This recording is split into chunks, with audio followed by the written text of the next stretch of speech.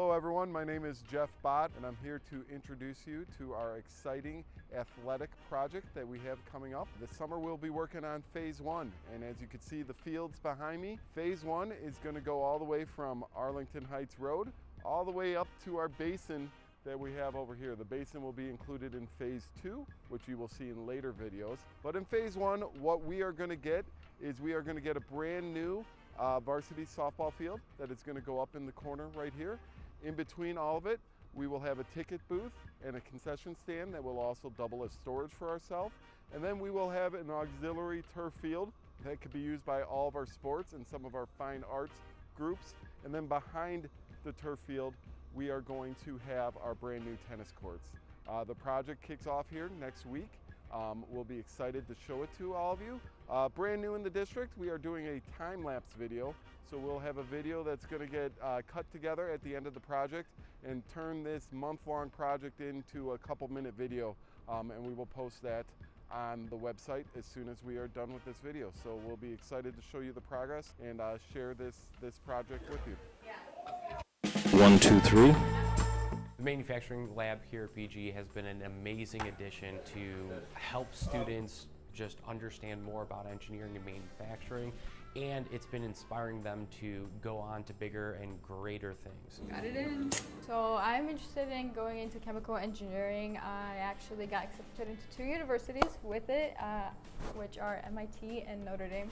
I actually got a full ride from Notre Dame. If it wasn't for this lab, I really wouldn't have gotten to experience any of the hands-on things that I did get to experience. I wouldn't have realized that, oh, it's not just the theory that I liked, it's the actual making of things. And it also wouldn't have made me such a competitive candidate for so many competitive colleges.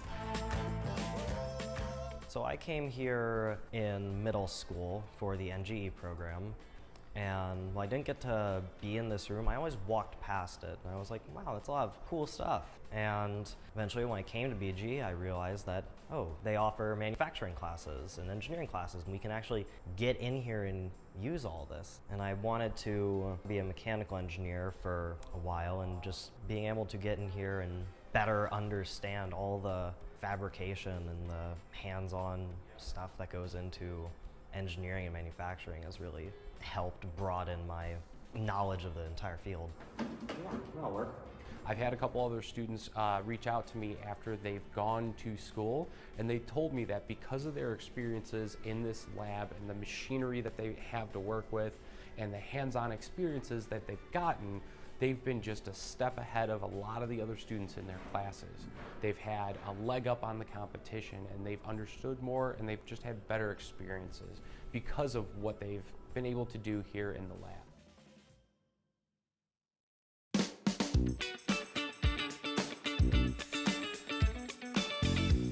Here we are. We finished the pack house. It's been a long journey, but we finally made it. Let me take you inside and show you around.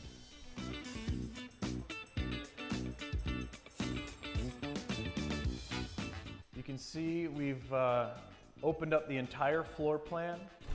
Where we used to have 2 rooms and a fireplace, we've got 1 big open space. It flows right into a big open kitchen. So we've completely transformed the space. If you remember, there was a gas meter right next to the front door, a lovely addition for any home. The whole space was all chopped up into small rooms. We moved the nasty old bathroom from the center over into this little core area surrounding the stairs. In the original house, the kitchen was closed off from the rest of the living space. The trend now is to have that accessible to the rest of the living space so that you're not all hidden to do the dishes. We also moved the washer and dryer out from the kitchen and into their own mudroom. The original second floor layout was bizarre. We had a utility closet right in the center of the space that the hallway jogged around. A really nasty little tiny bathroom, also kind of center. Very small bedrooms, strangely placed. So what we did was turn this entire side of the second floor into a primary suite. So very generous bedroom. We've kind of have a nook which is over the pantry Might be a good place for seating, or put your bed out here if you like getting the sunlight. Down a small hallway. A generously sized walk-in closet and a custom bath. We put in a hall bathroom about the size of a bedroom.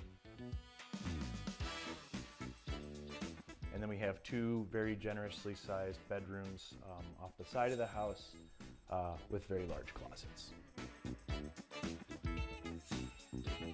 Unfortunately, we had to remove the secret room that used to live above the stairs in order to open up that space and get some more light into the second floor. But I think we replaced it with more useful things. The kids did an amazing job with this house. It was amazing to see the transformation from fixer-upper to brand new family home. They did a great job with all the finish work and the remaining exterior work. It has great curb appeal, and they just did a wonderful job. We've got a new house over in Mount Prospect. We're gonna get going on it this June with our summer apprentices, and we're looking forward to starting again.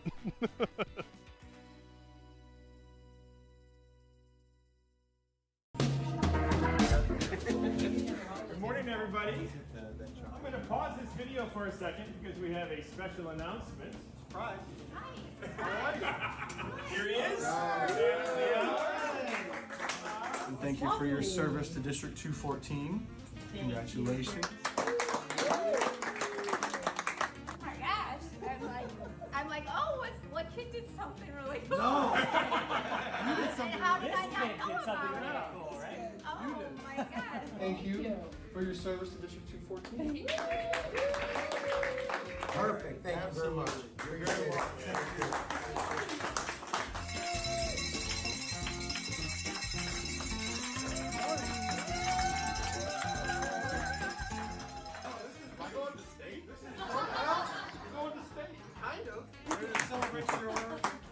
Your retirement and offer a thank you and a gift from us. What's going on?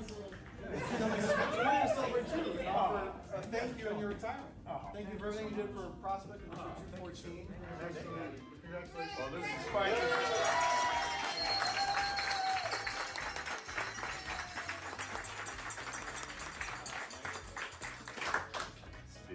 I'm speechless.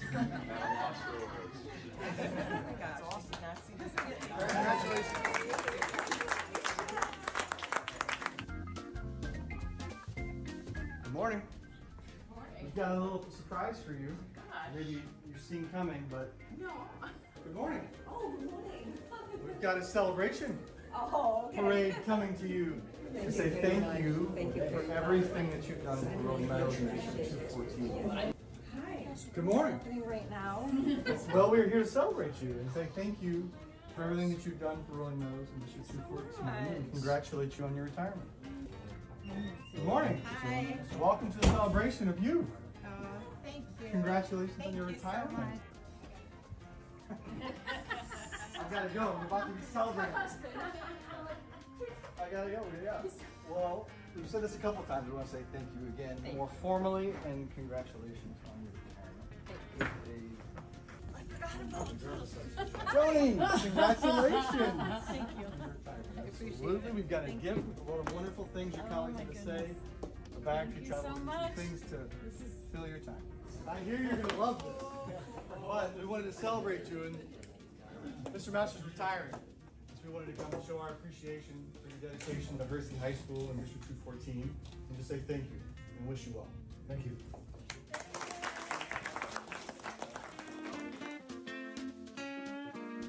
Get over here. Oh my gosh. Yes? That's the tree service calling me, sorry. Oh, you're already moving on, huh? Yeah, we're here for you. Oh. To say Oh. congratulations on your retirement. Thank you. I started to watch the video, I didn't finish it. Oh, sorry. Well, that's okay. This isn't in there, but this is more important. Oh. This is us. Is that why they just called me into that room? Oh, maybe. Oh, jeez. Sorry. Yeah. Well, let's go embarrass you. Yeah. Then. Come on in. Good morning. Shame on you. Yeah. Shame on Thanks you. for the help. We're here to celebrate Tim and say thank you. Genuinely. Thank you for all you've done for Elk Grove and We wish you congratulations on your retirement. Good morning, everybody. Oh my gosh, I'm overwhelmed. Well, good. I'm glad. This is a big deal. This is so wonderful. Oh my gosh, thank you so much. Very, very welcome.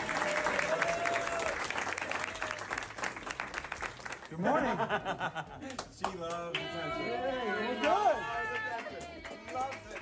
Loves it. This is great. Congratulations on your retirement. Hey everyone! We're here to celebrate a very special someone who works in our midst. Cindy Selden. Good morning. We've got a gift for you and a hearty thank you. Thank you for everything that you've done for Elk Grove and District 214. Come on, you're staying up. Elk Grove grad, and then to spend your career here dedicated to our students, I can't say thank you enough. I haven't said this one in a while, but you know what's not in there is an alarm clock. I don't Which is the best part. I don't want one. That's the best part. Thank So we you. wish you well and just want to say congratulations. So Thank you so much. Thank you Absolutely. all very much.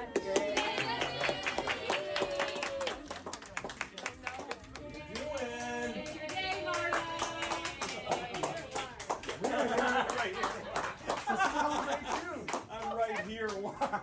Okay. We're here to celebrate you. Congratulations on your career. Oh, thank you. Thank you for everything that you've done for Elk Grove. Oh, thank District you. 214. Oh my goodness. So we've got a gift, a travel bag, Oh my goodness. some things to keep you busy, and Yes. some comments from your colleagues showing appreciation. Oh, thank for your you. time working. Dr. Rowe and Mr. Kelly, it has been the privilege of a lifetime to work here in this district. And the best decision I ever made was to leave the law and become a teacher. So I encourage all of you, working with students is the best life ever. So thank you so Very much. welcome. Very welcome.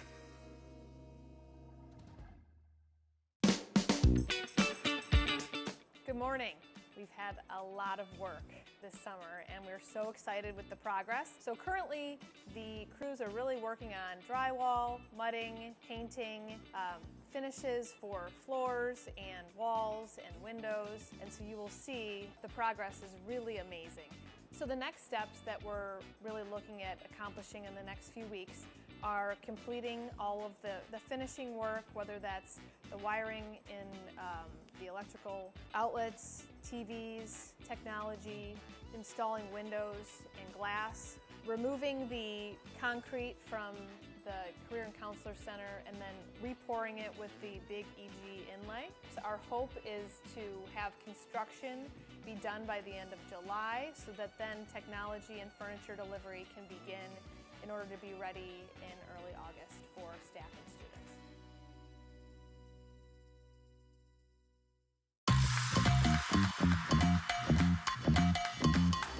This year is our 35th anniversary of starting our Japanese exchange program. I personally, as a student, went on year 10 as a student of Elk Grove High School, and I liked it enough to come back and run the show. Each year, we usually welcome about 10 students from Japan and 2 chaperones, and in June, I usually take about somewhere between 8 to 12 students to Japan to visit their school after we get out of school. 日本と違う文化を学べてすごい良かったです。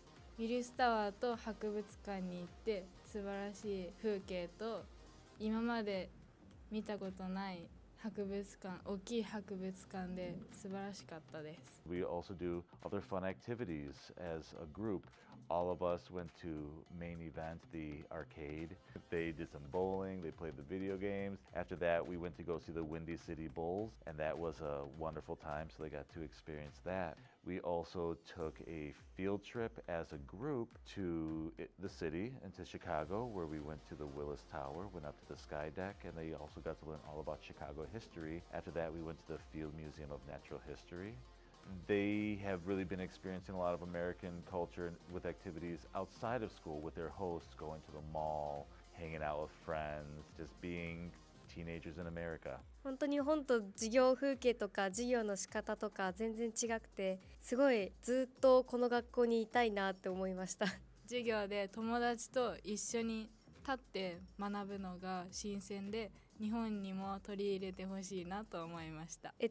アメリカと日本の大きな違いは、お風呂とトイレが一番違うなと思いました。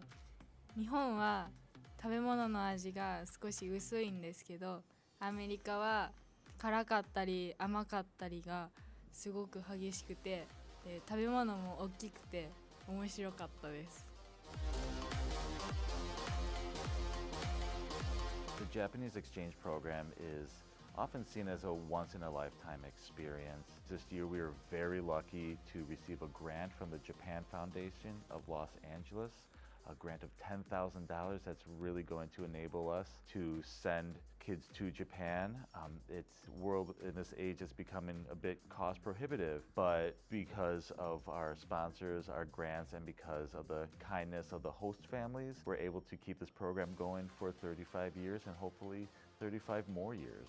I'm just super happy the kids were able to have an enriching experience, and I'm hoping the same for my students when we go in June, that they get to know each other, they get to strengthen their friendship with the people that they hosted here, and that they get to meet more friends around the world. またアメリカに行きたいです。日本も素晴らしい場所なので、ぜひ来てみてください。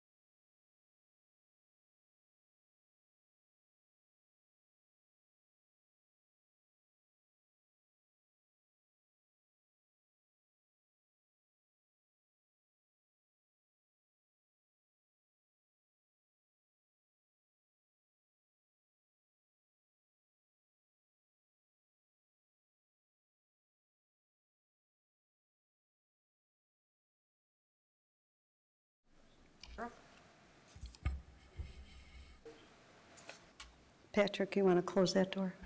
Thank you. Good, we're good to go? Good evening. I want to welcome you to the business meeting of Township High School District 214 Board of Education for Thursday, August 22nd, 2024. Ms. Keys, would you call the roll, please? Dessling. Fiorito. Here. Heineman. Present. Palmer. Present. Rauch. Here. Walker. Here. And Kreutzer. Present. We have a quorum. Thank you. Would everyone please stand for the pledge?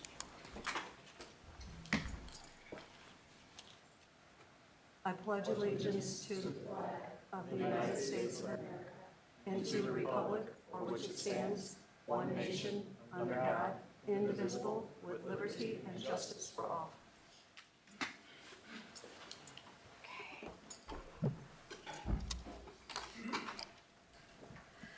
Thank you. Next on the agenda is the public hearing, and it is 7:01.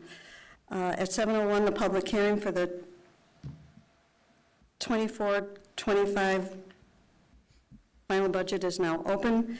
This hearing provides an opportunity for the public to address the Board of Education regarding the final budget for the fiscal year. Dr. Rowe? can you give a brief overview? And board members, just so you know, we'll be approving it later on, so if you want to hold your comments till then, would be appreciated. Sure, I'll kick it over to Mr. Keeley. Will guide us through the final budget presentation. A lot of what you're going to see in this presentation is not new to you because you saw it a little over a month ago.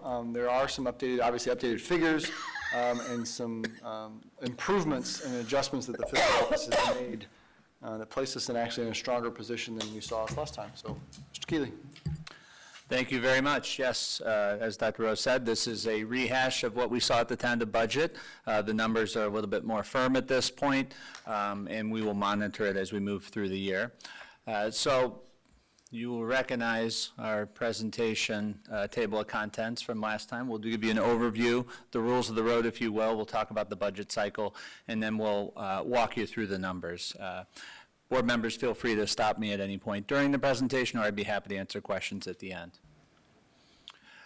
So again, just for the sake of the audience and the public, we look at the legal requirements for the adoption of the budget. They're in front of you there. I'm not going to read through all of them, but it is a rather lengthy process that spans almost the entirety of our year and includes transparent public notice, this public hearing, and then finally culminates later this evening with the board's adoption of the budget. So again, looking at the budget cycle, here we are in September or August. Typically, this time of year, we are bringing the final budget to the board, and you see the other portions of it. A lot of monitoring, keeping an eye on the figures, understanding how our budget is working for our students and our buildings, and making adjustments so that when we bring the next tentative budget to you, we're focusing on areas that we can improve. So I'm going to go through some numbers here, and as Dr. Rose said, there's not a ton of changes. I'll try my best to point out the significant changes from tentative to final so that we have the appropriate perspective. Again, the property tax is capped at CPI at 5%. We did see further reductions in the community or the corporate personal property replacement tax revenue. It's a mouthful, sorry. We did adjust our interest earnings based on discussions with our portfolio advisors. This past year, we saw better than expected return on those, obviously due to the market, and so we have changed those revenue figures. As we all know, the registration fees returned this school year, and some of those collections happened prior to June 30th, so they hit the fiscal 24 budget, and we've budgeted for the balance of them in this current budget. Our evidence-based funding from the state, we continue to be a Tier 4 district, so we see very little additional funding there.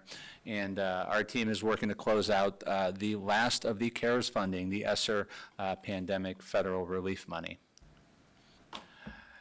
So very similar to years past, the vast majority of our revenue is coming from local, primarily through our property tax levy at 92%, and then our state funding and federal funding making up the balance of our revenue stream.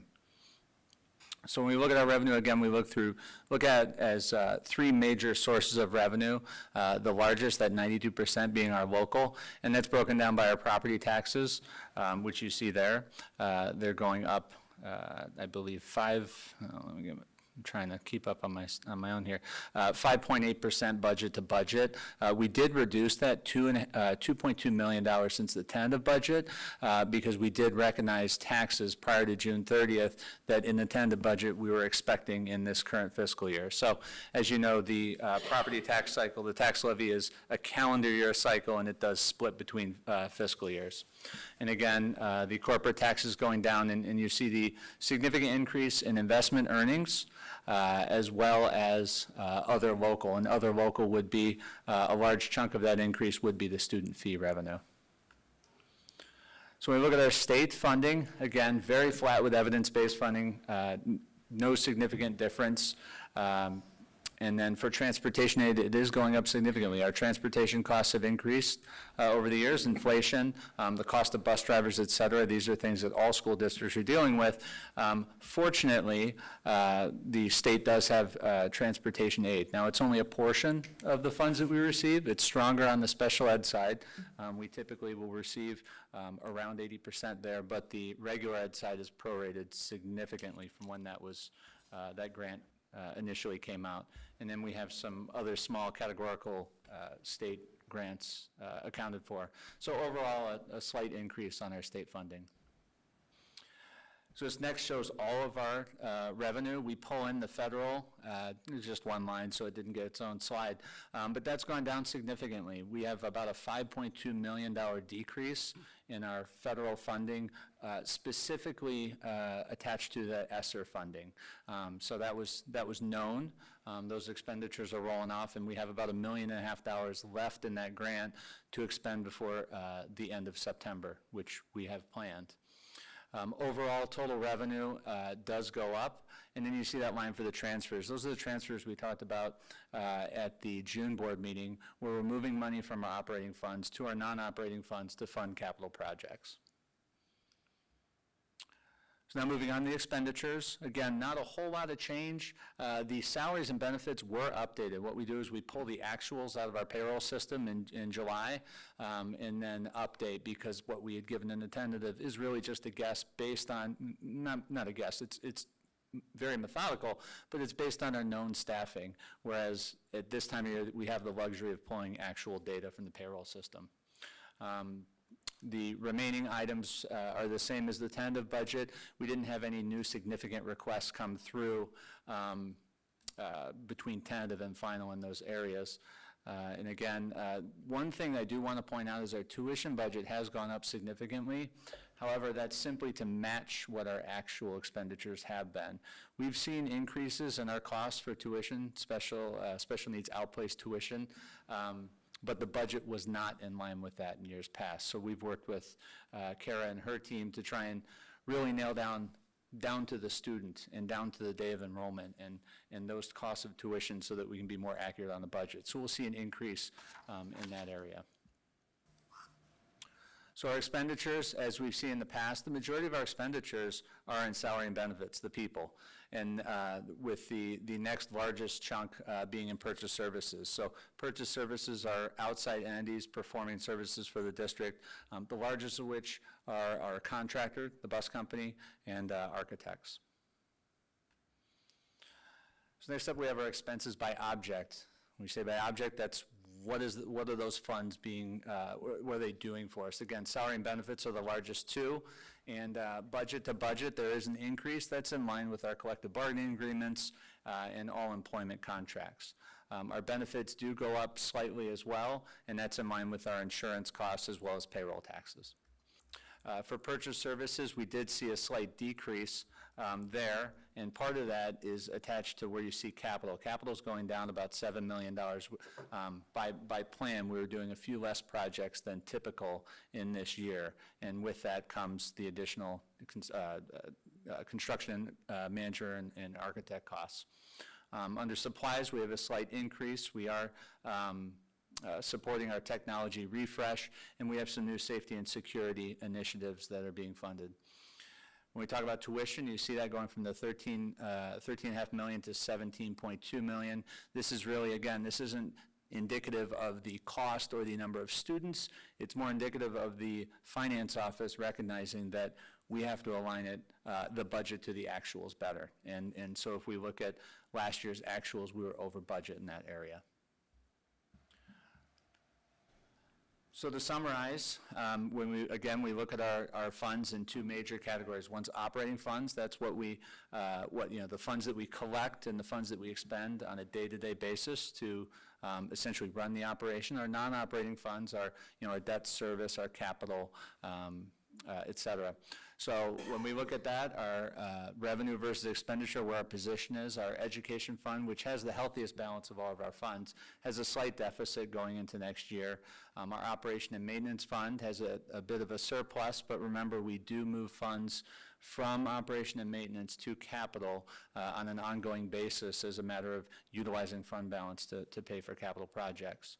Our transportation fund has a slight surplus, and then working cash is essentially our savings account. We do levy slightly in that fund, and it is there in the event that in the future we need to move funds for specific projects.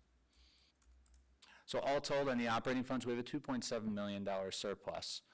Now we bring our non-operating funds in, which is, again, less supported by revenue, non-traditional funds. So our debt service, self-leveling through the levy, that's prescribed by the county. The IMRF and Social Security has a slight deficit, and over the next couple of years, you'll see more of a deficit there as we lower the fund balance purposely in IMRF and Social Security. Right now, our cost factor, our ratio that is applied to our payroll and IMRF is extremely low. And then for capital projects, we have a slight deficit. So we put it all together, and we are tentatively, for our final budget, anticipating a $1.7 million surplus, and we will continue to monitor as we move forward. Let me just double check. All right, and so then this is just a comparison that we put together for the board that shows what we presented as a tentative budget. And remember, it was just under $100,000 deficit, and then what changed for the final budget. We had a slight increase of the revenue, and then a decrease of the expenditures, netting a total change of about $1.8 million to the positive. And we look at our fund balance, again, just the operating funds, and then we look at it as a total funds. The board does maintain or seek to maintain a 50 to 55% fund balance per the white paper. And so if you look at our operating funds, everything goes to plan this year. According to that final budget, it's a 51% fund balance. And then when you put the non-operating funds, which are carrying a balance, because we are funding in advance for future capital projects, it's about a 55% fund balance. And that's all I have, and I'm happy to answer any questions the board might have. Is there anyone from the public that wishes to address the board about this budget? Please come forward.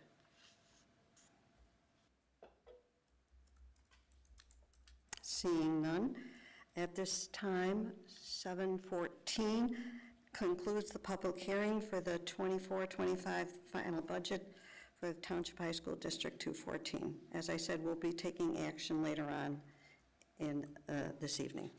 Thank you, Mr. Keeley. President Kreitzer? Yes. Would you like us to hold our board questions Till later as well? Yes. Okay. Yes, about the budget, yes, please. I'll see if I can remember my chicken scratch that one. Okay, so next on the agenda is approval of the agenda. Can I have a motion and a second, please?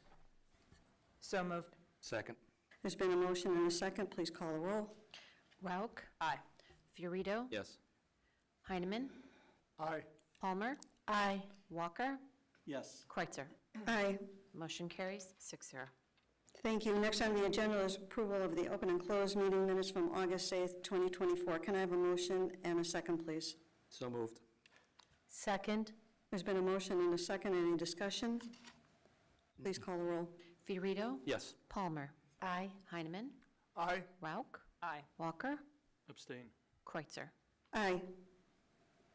Thank you. So we are recognizing Prospect Heights Natural Resources Commission tonight. Mr. Mogi?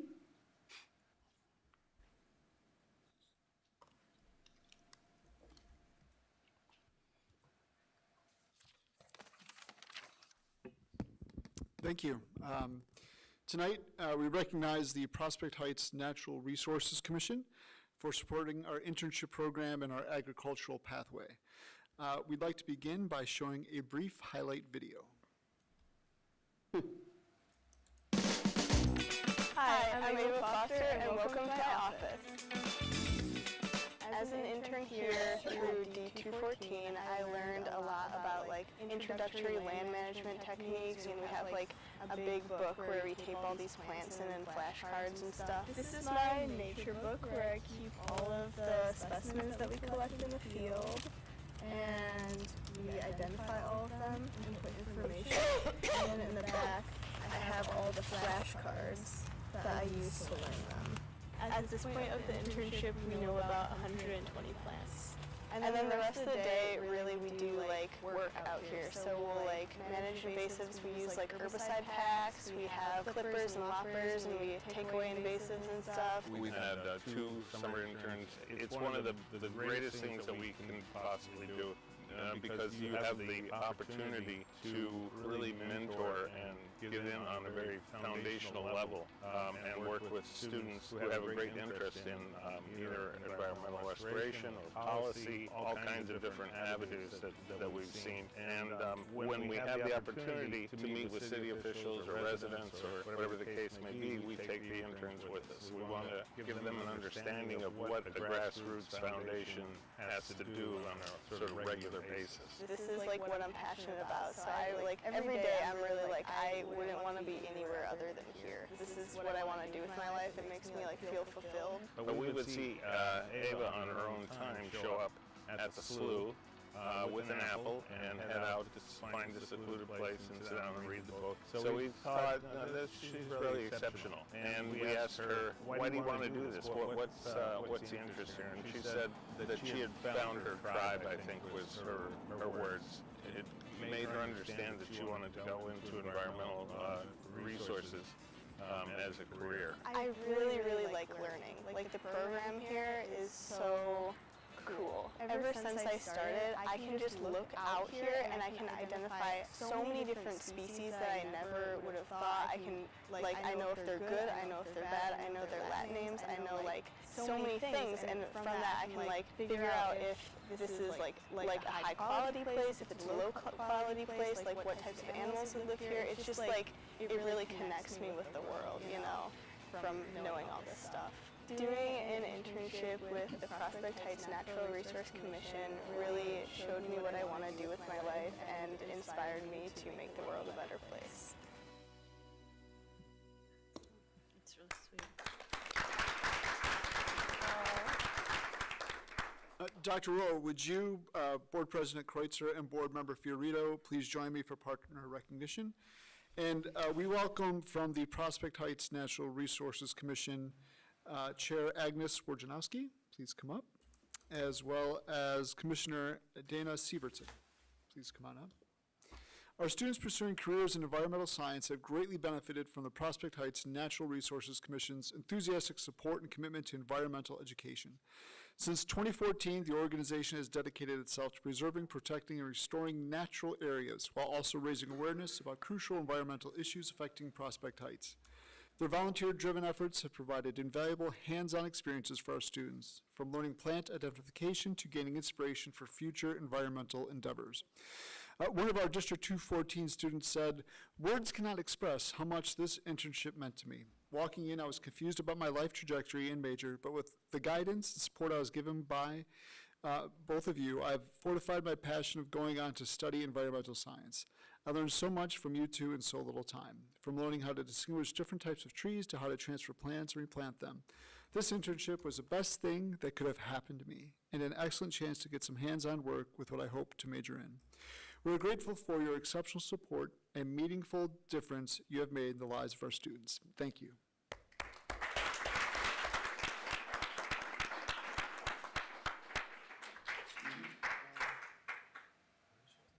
Thank you very much. This is sort of one of the most meaningful things that I do in my life.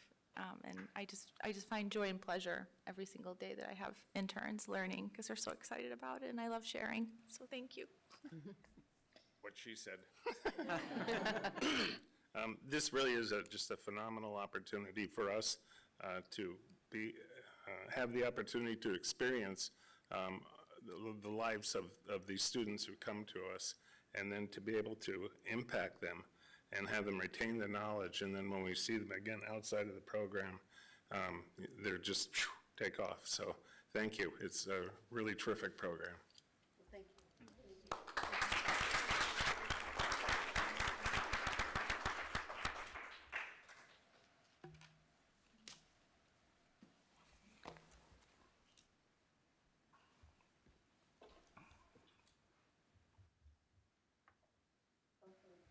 Next on the agenda is public comments, and no one has signed up.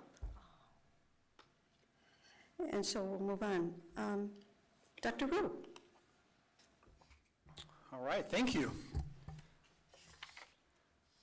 So, preparing for this board meeting and superintendent's report, I obviously want to highlight the beginning of the school year, which has been just an awesome start to the year. We had Dr. Bill Daggett welcome back our staff last week and shared kind of his experience and vision for the changing world around us, and help us set the stage for embarking on our strategic plan. And this will be the most important work we do all year. But as I was thinking about how to prepare for this evening and what to share as we kick off the year, I really wanted to share what our focus is in the district with you all and for our guests and those watching at home, just so we can all start to really be on the same page and row in the same direction of what are we working towards.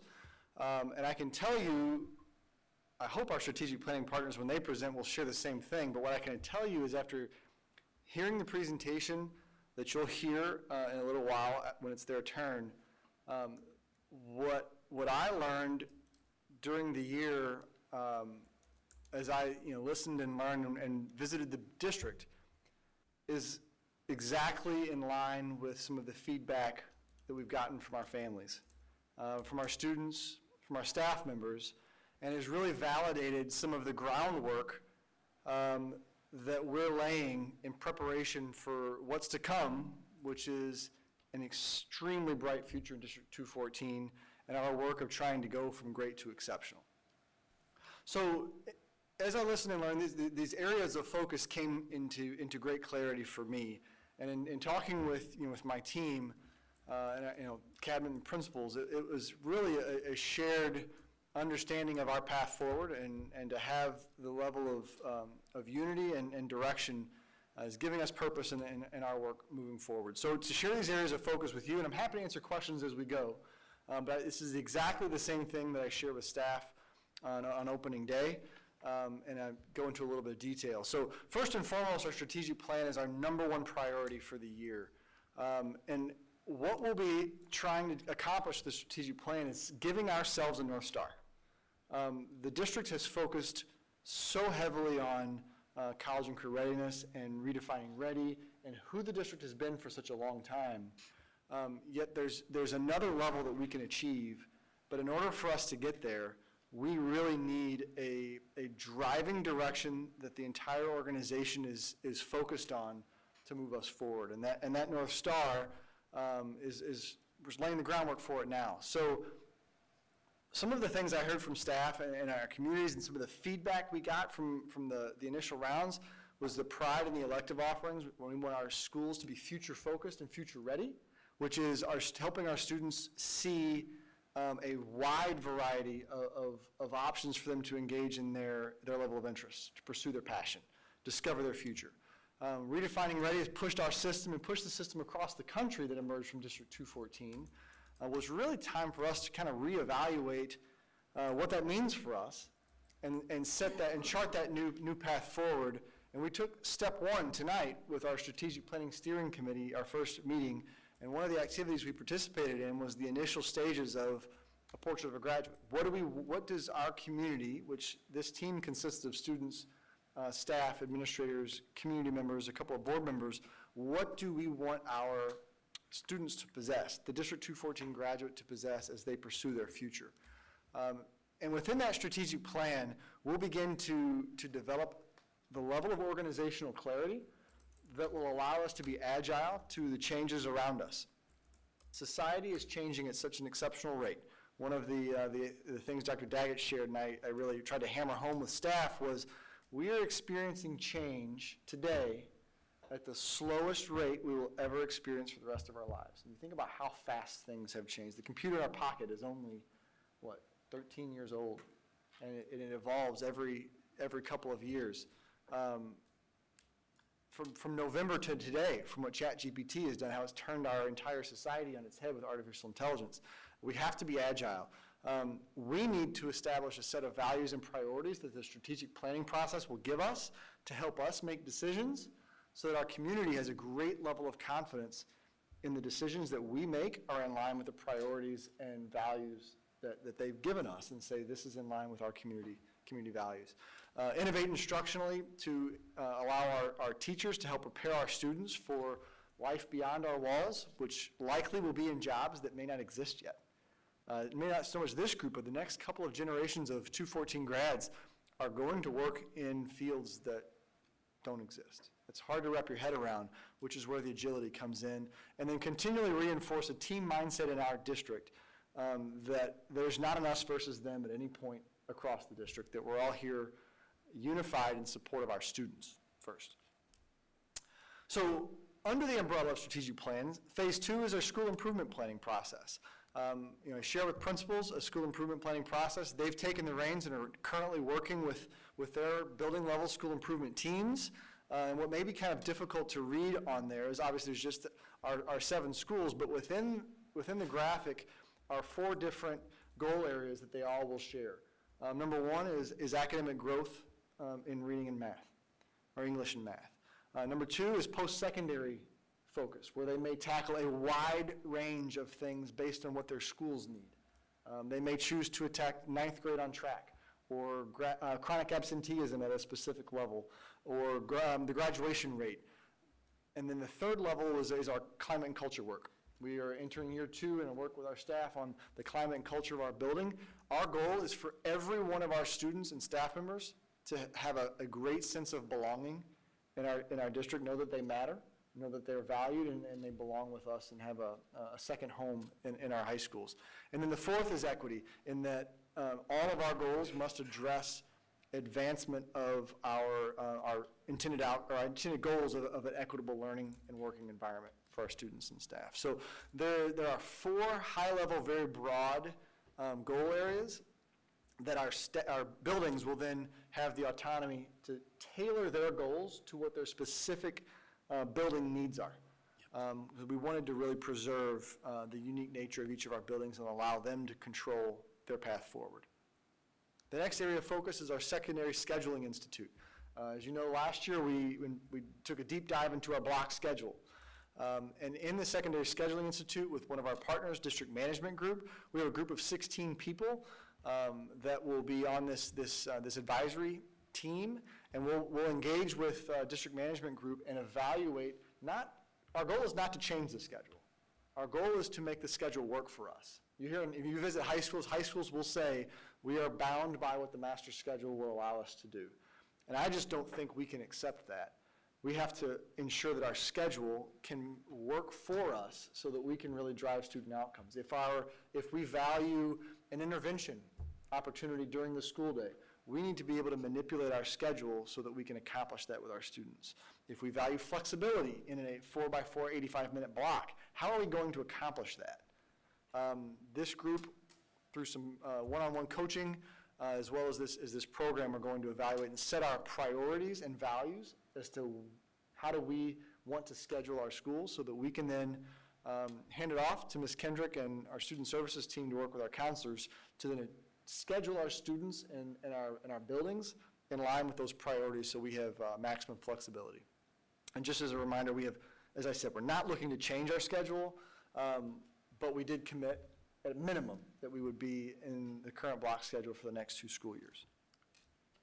Academic alignment was an area that I heard in every conversation I had, from staff to students to the community members, is core instructional areas that need to be aligned across the district. The shift to ACT and the school improvement planning process demands that we kind of evaluate where we are and do a health check on our alignment. And when I say alignment, our goal here is to evaluate how closely our core classes are aligned to the Illinois State Learning Standards. As I was talking with one of the teachers in strategic planning today, the beauty of teaching is it's an art form. And there's a lot of creativity in each teacher infusing themselves and their creativity into the classroom. And this will not take away that creativity. Some people are fearful of that. We're not trying to be lockstep across the board everywhere we go. we need to ensure that our students at Prospect and our students at Elk Grove are in classes, in our core classes, that are aligned to the state standards in a similar way, and then allow that teacher to infuse their own creativity as to how they get there and meet those standards. The next conversation will be along the level of rigor and how we evaluate rigor in our classrooms. But this is step one. As you know, we hired Kiana McNeil and peeled her away from Elk Grove, and she's taken on the Director of Curriculum and Equitable Practices, and this is her primary focus, is guiding this alignment effort in partnership with Dr. Lopez and our Associate Principals of Instruction and Division Heads. In a couple meetings ago, you remember you approved the University of Illinois Professional Learning Agreement. This is something we all should be very excited about. I know I've said it every single time it's come up, but all 7 of our feeder districts are working with us and collaborating on a 6th grade through Algebra 2 review of sorts, where we can look at our instructional practices, as well as the alignment to the Illinois State Learning Standards, but maybe more importantly, how our middle schools meet our high schools and where they hand students off, and where we can form a stronger bond to make sure that handoff is seamless, and not trying to align all of our elementary districts. They're all individual entities, but can we at least have a common understanding of where we want to get to hand them off to us so that our students can take off. And I share this with the superintendents of the feeder districts, and I'll say it here publicly. We will not approach this conversation wagging our finger at the middle schools saying you're not getting the kids where they need to be.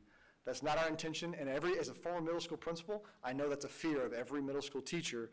We won't approach that conversation. We're very excited about this work, and I know that collaboration with our feeder districts is something that you all hold at a very high level too. So, and then finally on our alignment is our PE and wellness review. This came directly from our teachers as I toured the buildings last year. And Hersey was really leading the charge with this, wanting to really reinvent what PE is and take a more wellness style approach to it. We know we need to infuse social emotional learning at a greater level at the tier 1 level, meaning the everyday classroom level. In fact, in June, when at the meeting where I was approved, and I left the board meeting, and Patrick took me into the room next door for the press corps, the first question was asked from a Buffalo Grove journalism student: what are you going to do to address mental health in the school district? And I was like, whoa, first question right out of the gate. But she was right, and we do need to build a comprehensive social emotional learning. What that means is, how do we help our students understand how they manage their emotions as they come on? We all deal with certain anxieties and floods of emotions at different times, and as adults, we need to be prepared to manage that. Well, we should have to teach that skill, and there's a role for us to play in that, and our PE teachers are interested in playing that role. So Kiana McNeil, as well as Alvin Lewis, our CTE and PE division head at Hersey, are going to lead this review that will infuse some social emotional learning at the freshman sophomore level, and then increase the level of voice and choice at the upper grades for them to have a little bit more say in how they engage in wellness, and evolve PE from rolling out the ball to be more like, let me choose yoga or weightlifting or cycling, and it evolves, and it's not a static thing week to week, but they have a say in how they exercise. Is the voice and choice, is that going to be, could each school do something different? Is that I think that flexibility could be there. I don't have that prescriptive of an answer, because Alvin and Kiana and our PE teachers are going to run with whatever they'd like it to be. I can see that, and depending on facilities, I guess, and what they have to offer, they may not have, we need to, I guess, give them the flexibility to do that, but it's more about, here's a menu of options that you have. How can we meet the student choice of how they want to spend their time exercising and strengthening their body? Yeah, because I could see like some schools, like say Elk Grove, Wheeling, and Buffalo Grove, and Prospect, where they have access to a pool, they could so choose that to be part of their physical education. Yes, that'll be difficult to, if we're sending kids in multiple directions, then we have to, supervision obviously becomes a factor, but yes, you're right. Theoretically, yes. Swimming could be a choice that they make. Right, thanks. All right, and then the final category is organizational health systems, and I really take this as one of my main responsibilities as as superintendent or CEO of the organization is, how can I ensure that our organization is healthy so that our systems all work? And when I say systems, what I want is I want our systems to work so that our teachers don't get bogged down in red tape and they can focus on supporting our students, and we all at district office, as well as the members of our departments, take a supportive role of how to help them free up their time so their focus is placed in the right location. I have an article for you at some point I'll give you, but this was a book that I read this summer, and it brought so much of what we're working on into clear focus for me. And the idea is we set goals. You saw the goals list that I brought to you last year. It was extensive. I have so many things I want to accomplish, but what this showed me, and our strategic planning partners kind of hammered this home before I realized it, this book made it very clear for me, is the goals don't matter quite as much as the systems and habits that we build to get there. And the article that I've got for you, I'll get to you soon, is if we say one of the examples in the article, we want to win a championship, that can be a goal, that's great, but if you don't have the daily habits ingrained in your practice that help you get there, then the goal doesn't mean anything. Yet if you build those habits, the goal will take care of itself. And that's really what we're trying to build is through our learning habits and our work habits at the PLC level, the professional learning community level with our teachers, to the conversations our principals and division heads are having and pushing the system. We want the system to work so that we're experiencing growth year over year over year because we're focused on the how in our buildings, and the goal can evolve. And I've encouraged them to set lofty goals. And if they don't reach their goal, they're not going to be chastised for it. Their focus should be on the systems that they build to help get us there. So some of the areas of focus in terms of system, I said climate and culture already. We're going to conduct this survey 2 times, September and April, with our staff, and they have building steering committees that are taking the feedback and then working with those staff steering committees to adjust and try and address the areas that stand out that they'd like to try and improve. Expansion of work of equitable practices. You approved over the last couple of months a number of different job descriptions, and this is what it looks like all put together. And this was actually a recommendation coming from our DEAC group, our District Equity and Advisory Council. How can we systematize our work of trying to ensure that our students and staff have a greater sense of belonging, and our practices are truly aligned in the system, and if we need to change the system, the right people can ask the right questions, and we don't silo things. So what we did was when we brought Kiana on, we added her title as Director of Curriculum and Equitable Practices, and then hit that in every single department, whereas there's a human resource lens, there's a finance lens, and there's a student services lens. And this group serves as our district leadership team, district equity leadership team. And they're charged with really kind of challenging the status quo in all 4 of our areas to ensure that in our hiring practices, to how we spend our resources, they're equitably distributed and bring forth ideas as to how we can improve. They'll then meet with representatives from all of our affinity spaces to keep a pulse in the building and bring that feedback to us if adjustments or action is needed. Student services and special education, Ms. Kendrick highlighted at the last board meeting, the Dean's Retreat that she held in an effort to try and align our behavior management practices across all 6 of our comprehensive high schools, and then obviously support at the specialized school with a different type of need. But again, this is one of those important areas that not only are we working with students in the same way, but when we deal with threat assessments, to when we deal with a student in crisis, to when we deal with chronic absenteeism, that there's a system that they all know to follow, that they can then tailor make their support on an individual need for the student, but there's a process that they can follow to ensure that we're adhering to the law, adhering to board policy, and they've got the level of support that they need, not only at the district level, but across buildings. Earlier in the spring, or last fall, you approved an audit of our technology department, and we asked that they focus on the structure of the technology department first. So what we did was, that recommendation came back to break the technology department into into two pieces, and added and elevated 2 people as assistant directors. So we have a behind the scenes, kind of the guts of the buildings and the technology side, and then we have a student and staff facing side of the organization. So that work is ongoing. We don't have the final report yet. We expect that this fall of other suggestions, but what that did was it left instructional technology without a home. So we reevaluated where that best lives and decided that it really has a place in teaching and learning in partnership with our professional learning office.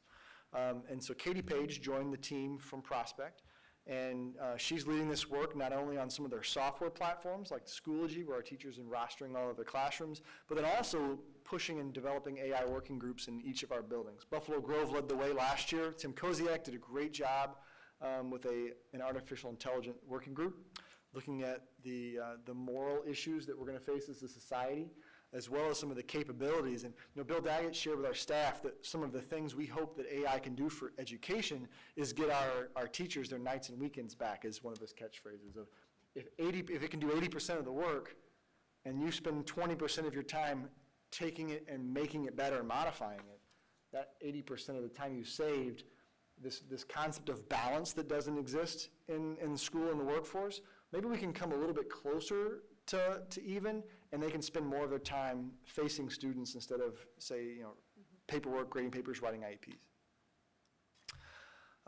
On July 29th, we held a retreat in this room, in this building, for our district office staff only. And our goal here was, so often in a district like ours, it's so big, that silos can develop. And it's totally natural, it's no one's fault, but they do develop. And if we're going to accomplish the level of support for our buildings that we want, we need to break down some of those silos. And that, honestly, sometimes means we just need to have fun together and bond. And after being in 21-23 for 2 years, the other building, that was so broken apart, I can tell you, I've met so many people and spent time with people in the fiscal department, because now they're on the same floor as I am, and it's a more open floor plan than I did in working over there for a year. It's so much easier to be together here. So we needed to tear that down, and it was a wonderful day that culminated with a systems activity where they gave us feedback on the systems in their departments that are things that are working well and things they think we need to pay attention to. That's giving us some things to dig into. So it was a really great day, and the vibe around this building has changed for the positive since that event, for sure. And that concludes my report of just some of the things, the areas of focus for this school year. I think you'll see, once you see the strategic planning presentation, that actually this is really laying the groundwork for where we're going and the work that needs to be done. Happy to answer any questions that you have. Board members? I happened to be at the District 59 board meeting where the superintendent went through what you just went through. And one of the staff members went into a little bit more detail about the math. And I saw board members shaking their heads. Yeah, and I've heard that around the district, that they're really happy that we're all getting together. Like I told you, in my tenure here, which has been long, I've never heard of it. And I'm really happy we're moving down that path and everything else said tonight. Thank you, Dr. Rowe. You're welcome. Millie. Go ahead.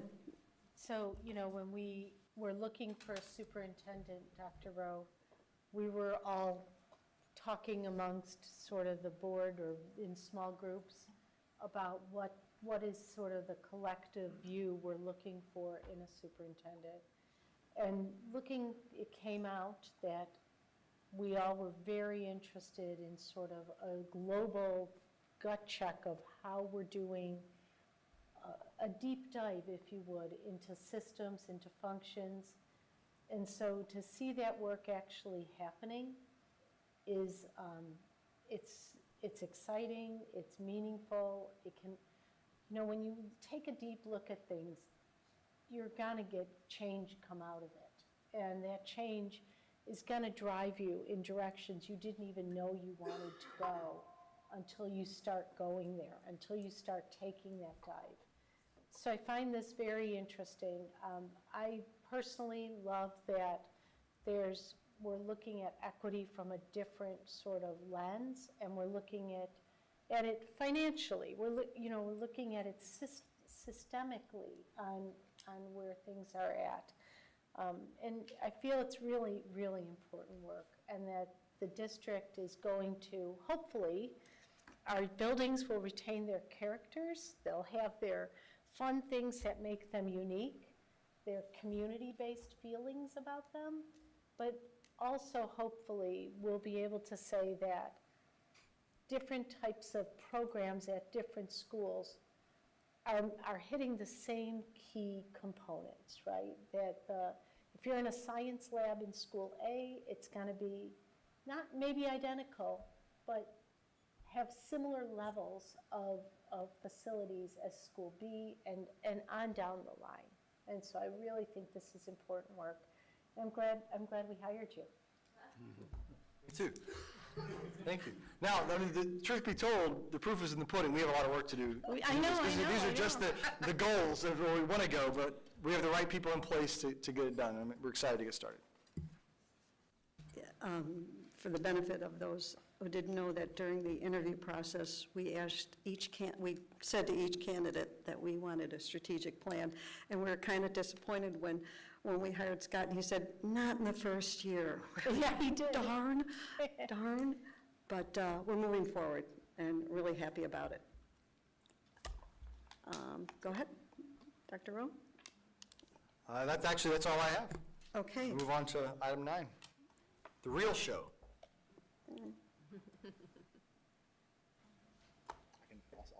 I can take that one though. Okay. All right. Here's our strategic planning partner. So I'd like to, welcome Corey Gordon and Rebecca Davis from Deliver Ed to, it's right here, to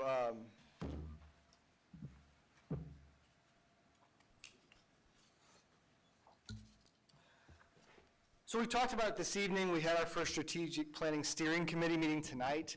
And what Ms. Gordon is going to walk us through is the initial round of feedback that we've obtained from over 2,000 of our constituents, whether it be students, staff, or families.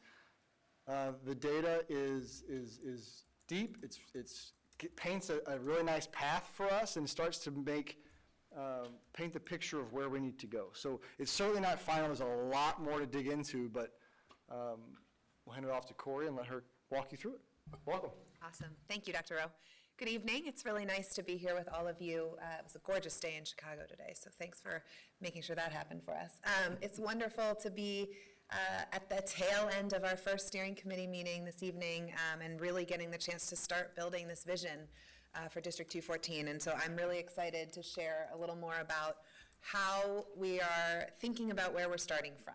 Right, so we talked a lot when I shared our presentation last time about the need to ground the strategic plan in the reality of where the district is right now. So we've spent the last several months understanding that reality, and we're still going to be working to do that even more. So tonight what I'd love to do is share some of the feedback we've heard from your community and talk about kind of our assessment of where you all are starting from that's grounded in a rubric and a framework that we've used with dozens of districts across the country, and then share some of our recommendations for how this might inform your strategic planning work going forward. So as Dr. Rowe mentioned, we heard from more than 2,000 stakeholders through a survey that was disseminated in 5 languages.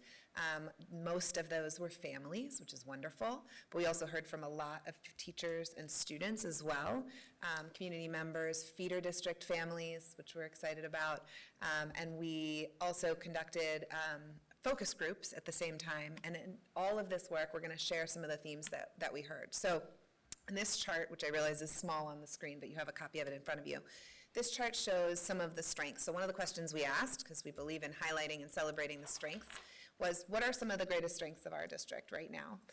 And so what you see along the left here are the themes that we saw, and across the top are how those themes emerged across various school affiliations and across various stakeholder roles. So the darker the green, the more common the theme. I rhymed. And so what you'll see here is at the top there were 5 themes that really came out across almost all of the groups. Now when there's a blank, that doesn't mean no one said it there, it just means it wasn't as commonly said in that particular area. So not surprisingly, the folks that work in this district are the #1 strength. Everybody talked about how dedicated and hardworking the staff and teachers are in this district. We heard a lot about, as Dr. Rowe mentioned, the variety of coursework that's offered, the career pathways and opportunities that students are afforded being another highlight. and those extracurricular, co-curricular activities being another area, particularly students emphasizing how much they appreciate that. The resources that are available in this district, we just heard about the budget, so we're appreciative for the ways in which that affords more opportunities for the students in this district. And then the partnerships with communities and family. We saw that illustrated earlier this evening as well. So those are some of the biggest themes coming out in terms of what people are most proud of about District 214. Then if we look at the question around where are some opportunities, right? Where are some places where we might need to grow? Same format here. You've got the themes along the left, school affiliation, and then stakeholder role. And again, we see a set of those themes emerging consistently across stakeholders and school buildings. Equity in the resource allocation and extracurricular offerings was a real emphasis. The need to have more consistency. We just heard a little bit about Dr. Rowe's plans to start addressing some of that. Concerns about the level of rigor that's happening in our classroom in terms of instruction and the level of student engagement we're seeing. The need to make sure that we're really capturing our students' attention and meeting them where they are in terms of the instruction that they're getting in the classroom. Concerns about infrastructure and facilities, which we know has been assessed through a recent facilities audit. Behavior, discipline, and attendance, which I think is strongly connected to the student engagement piece. How do we make sure that students are showing up showing up to class and showing up in a way that is engaging? And then mental health, well-being, and safety, another area that you saw Dr. Rowe highlight as one of the priorities for this coming school year. Then there's a couple more that showed up, including communication, consistency across buildings. Again, within and across buildings, people are desiring more of that consistency. Technology, and then some of the equity work, which again, I'm excited to see being embedded across departments within the district.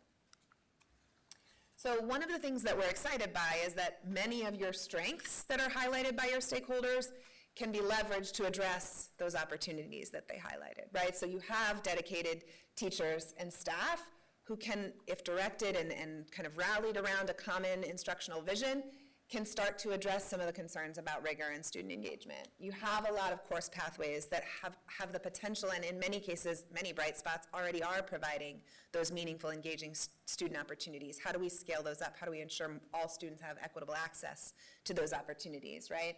And then you've got a lot of strong resource availability to shore up some of the places where that might be lacking. So there's a lot of power and opportunity with where the district is situated right now. As we think about how this might align to priorities, right? So the value of doing this kind of assessment, or what we call a capacity review, is to help us then ground and identify where do we need to focus going forward. So if this is where we're starting from, if we can take a good look in the mirror, what do we need to do to address it? And so what we think about here is the vision and the priorities. And so we ask stakeholders those same questions. What do you hope will be true for our district 20 years from now?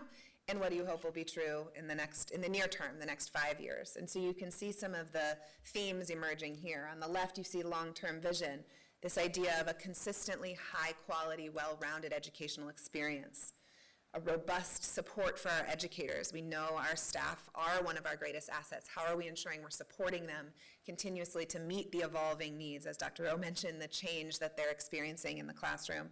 Supports and opportunities, support social emotional learning opportunities, right? How are we supporting the whole child? That's a real theme folks are saying, and we heard that tonight again in the exercise we did with the steering committee this evening, the need to really think about the development of all aspects of our children's well-being. More modern, well-equipped facilities consistently across the board, and a unifying district culture. We heard a lot about the pride folks have in their school buildings, which is wonderful. We want people to also feel part of that District 214 community, and that's what people painted as a picture for the 20-year vision of this district. On the right-hand side, you see some of the shorter-term priorities, and you'll notice they're aligned very strongly with those 5 areas we heard on the long-term side, right? Folks, in order to get to that consistently high-quality educational experience, folks want us to think about how we align and improve our curriculum. They want us to think about that rigor and engagement piece. They want us to think about those offerings that we're providing in terms of co-curricular experiences for students. In terms of support for educators, how are we making sure we have a diverse staff that's coming to our district and staying in our district to support our increasingly diverse student population? How are we providing really high-quality, meaningful, differentiated professional learning so our staff can grow, and really leaning on the value of feedback So we heard a lot about the need for feedback in order to grow. We all thrive on feedback. My favorite quote is, "Feedback is the breakfast of champions." So how do we create that kind of drive and desire for feedback in our district? In terms of student supports and opportunities, a lot of stakeholders talking about the need to support our growing ELL population, which we know has been a focus of the district. There's been a lot of good planning work there that will dovetail really nicely with the work we're going to do in the strategic plan. Ensuring that we address declining attendance. This is a challenge a lot of districts are facing across the country coming out of COVID. Students just aren't showing up, and we need to make sure they are in order to learn, and how do we address that? And then the social, emotional, and mental health, which is, again, another kind of nationwide challenge. Facilities, equitable distribution of those facilities and resources, making those upgrades, and making sure we're transparent about how we're making those decisions so that our community understands where we're making those investments. And finally, this consistency in culture. What does it mean to be part of District 214? How do we ensure everybody understands that and communicates that well? And making sure everyone feels welcome in our buildings. I think we heard from a lot of students that they feel like they're part of a community, but they know that they have peers who don't always feel that way, and so we want to make sure that everyone feels that way. The next thing we asked folks was a forced ranking, which is one way of trying to sort of encourage folks to think about prioritization, because we all know in our strategic planning work we're going to need to make some trade-offs and choices about where we focus and how we focus in sequential order on some of these different priorities. So what you'll see here is sort of the level of import that was given to each of these areas on the left, according to school and stakeholder again. And so coming up at the very top, which I'm always thrilled to see, is the need for accelerated academic achievement and student success, and investing in staff support to be able to get there, right? Teachers are the ones that are going to make that possible. Upgrading our facilities also comes out as very important to folks, enhancing our culture and climate, and then community partnerships and DEI as well. So you'll notice across the board, folks think all of these things are important, but we're trying to find where that prioritization can help us focus on the right things first. So given all of this stakeholder feedback, we triangulated that with quantitative data that we looked at. There's a wealth of quantitative data available in District 214, which is wonderful, and great data folks to help us look at all of that. And we also did a number of focus groups and used that data to kind of understand where are we on a set of important categories of what we know every district needs to be able to do to serve its students well. So you can see here, on the left, these are some of the folks we spoke with. These are the numbers in terms of who we heard from on our survey, and then some of the examples of data and documents that we reviewed to arrive at this assessment. We used our framework, our capacity framework, which I introduced to you last time we met, which is grounded again in sort of best practice and research and experience around what it takes to deliver results for students in 5 categories: academics, equity, culture, talent, and organization and systems. And again, those align pretty nicely with what Dr. Rowe just shared about some of the areas of focus for this year. And so in each of these, we have components or subcomponents for each of those, and we have a rubric. We walked through a self-assessment this summer with DEC, in which we asked people, how are we doing right now on each of these areas? And so what you're about to see is sort of the results of that review. One of the reasons we have a rubric is because we love the ability to compare apples and oranges. So obviously, what it takes to be strong in curriculum and instruction is very different than what it takes to be strong in operations and resources. But our rubric allows us to sort of assess relative strength and challenge across those different things. And so what you'll see here is we use a 4-point scale, green meaning a real strong, real relative area of strength, red meaning an area that needs attention, and then what we call amber red or yellow, amber red or orange being kind of closer to the red side, and amber green or yellow being closer to the green side. And so as you see in this picture, across all 16 of those elements, we can see at a glance where are areas in need of the greatest focus.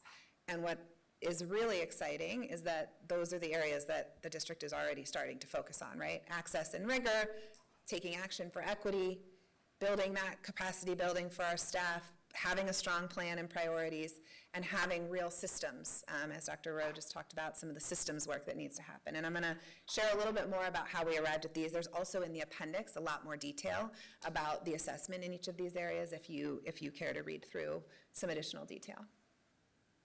So the highlight here is that this is a real moment in time, a real opportunity for us to think about setting the course for the next 20 years and more specifically for the next 5 years for District 214. There's an incredible amount of wonderful things happening across this district, and we're excited to build on those. Folks are excited about Dr. Rowe's leadership and where he's taking this district and some of the shifts they're already starting to feel. And there's a desire to come together and to be able to go further together faster, right? And so I think that is the highlight or sort of the summary of what we heard from stakeholders. And so that's part of the work we're doing with the steering committee, is thinking about what does that actually look like, how do we make that happen? And at the core of it, how do we make our instruction every day for students engaging and rigorous and meaningful so that they're showing up, they're excited to learn, and they're eager to be there. So where do we go from here? We are using this as an opportunity to recommend a set of focus areas. Now again, the steering committee is really the group that's going to take these recommendations and put some meat on the bones, and then the final decision makers obviously is DEC and the superintendent. But given what we saw and heard and see in the data, these are the sort of 4 areas that we're thinking about as we build this strategic plan and this vision for the district. The one I just mentioned at the top around engaging everybody in meaningful learning every single day, building a culture of excellence and inclusion for all students. That speaks to that equity focus, supporting staff to meet the evolving needs of students and to do those 2 things we just talked about, and then modernizing our systems and efficiency in our systems to ensure that we have the ability to be successful. On the right-hand side in these bullets, you'll see some examples of the kinds of things that we might end up focusing on. These are very much initial ideas. This is the sort of beginning of the work that we're going to do to flesh these out, but we are going to take all of these recommendations, share them with the steering committee, and these will form the foundation for the strategic planning work. You'll see that the themes we're recommending align very closely with what the stakeholders shared as their desired priorities. And so that's the value of having a stakeholder-driven process, is that what we're hearing and saying we need to focus on is coming directly from the mouths of the people that are going to have to do the work to make it happen. And so that's a real possibility for this district to be able to say back to folks, hey, we heard you, we heard that this is what you desire, and that's why we're building a plan to help get there. So right now, we're moving from this review phase into our visioning work. We kicked that off this evening with our steering committee, which was wonderful and engaging and lots of energy and wonderful students in the room and families. And so we're taking this review and using it as the foundation for where we want to go from here. So where do we go? We're going to hear your feedback tonight. Would love to hear any questions and respond to any questions. And then we're going to continue to work with that steering committee through the fall, before we turn it over to some district internal leadership in collaboration with the community to do some more detailed planning starting in the spring. So thank you very much for your attention. I'm happy to answer any questions. Thank you. Dr. Rowe, before I open it up to board members, is there anything you want to add about the meeting that you had previous to the Board of Education meeting? You know, I think the only a highlight, and is really a compliment to our students, and I've shared this with a couple of the principals and the students that in the room. So we did this activity around with kind of a gallery walk where we had students and families and community members and educators and district staff represented in ideas for 4 different categories of what we want for them, whether it be like what do we want them to be able to do, how do we want them to engage. And then we got to the end of the activity until we took a 15-minute break to grab a bite to eat and just kind of and take a break. And while everyone was sitting and eating, our students were still going around the room adding the thumbs up to the thoughts and ideas that they liked, which was just, it was so invigorating because that means they're engaged in the work and excited about where we're going. So that was the highlight for me. I could do that every day and just be as happy as a clam. But it was a really nice evening. I'm really grateful for the engagement and the response that we had. I think 42 or 43 staff, students, families, and community members were participating, and really pleased with it. Frank and Mark are on this group. I'm grateful for their time as well. Great. Board members, Ms. Mer, anything? Oh, I mean, it's a daunting process. There's a lot in that. And, tonight we're hearing summaries of of areas of focus. Obviously, that's gonna have to be broken down into more nitty-gritty, and it's, you know, so I'm interested in seeing how that progresses. I wanted the slide that was the red, green, amber colored slide. I'd be interested at the end of the process, or, you know, is there a way to take that temperature on those things? Again, over time, right? At the end of the process, 2 years from now, whatever. And to kind of be checking in on where we're at on those types of things. You know, I would add and say that one of the reasons we chose Deliver Ed to be our partner was that this wasn't a one-year agreement. They're kind of in this for the long haul with us. This is really a 5-year commitment to the dollars that you allocated for this project. So annually, they help us set track our progress towards this. And I think that it would be a really neat exercise, you know, 4 or 5 years from now, of how are we tracking toward that ideal state that we're trying to create. Right, and obviously, with your comment earlier about how fast everything's changing, we might be on track 100% from where we determine we need to go now, and then do a left turn and have to go someplace else. That was actually the question that Mr. Fiorito asked every one of our partners, is what happens when the world turns on its head again, That's like it did in 2020, and that's where, you know, use of the term of we need to be agile as a battleship can be in a canal to turn around, but that's the kind of, we have to be flexible enough that we can shift with the demands that society is placing on us. And that's what the education system hasn't done for the last 150 years. So we've got to figure out a way that we can do that for our kids. Yeah, and we've had districts who have had us come back and do another capacity review a couple years into their plan. And it is exciting to be able to see the growth in those different areas. So we'll definitely be working with you all and thinking about that. Thank you. Mr. Walker, anything? I just have a couple comments. Sure. You know, any strategic plan gets people riled up. It's either they feel attacked or they feel invigorated. You know, one thing I'll say across everybody that's here tonight, you know, that represents the district, I think the humility in the district will allow us to really make progress on this. And, you know, I see a lot of eyes and heads nodding out there, and I know you guys will take the humility that you have and increase the hunger to get this thing done and keep the students first and foremost with all of this. So, you know, I know we have work to do, but we have the right people in the right places, I would say. Mr. Heineman, anything? Ms. Rauch, anything? First of all, thank you very much, Deliver Ed, for putting this presentation together for us, and thank you to all those who participated. This is a lot of information, and as I'll just echo what the others have said, a lot of time went into this.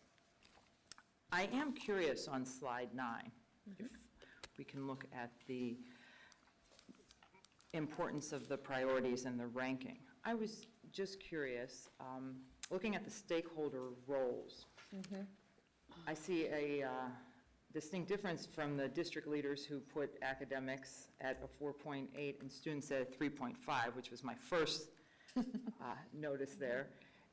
But what I was surprised at, and I'm curious, when you've done this with other districts, the students are fairly consistent across the board with a 3.5, obviously minus investing in our staff.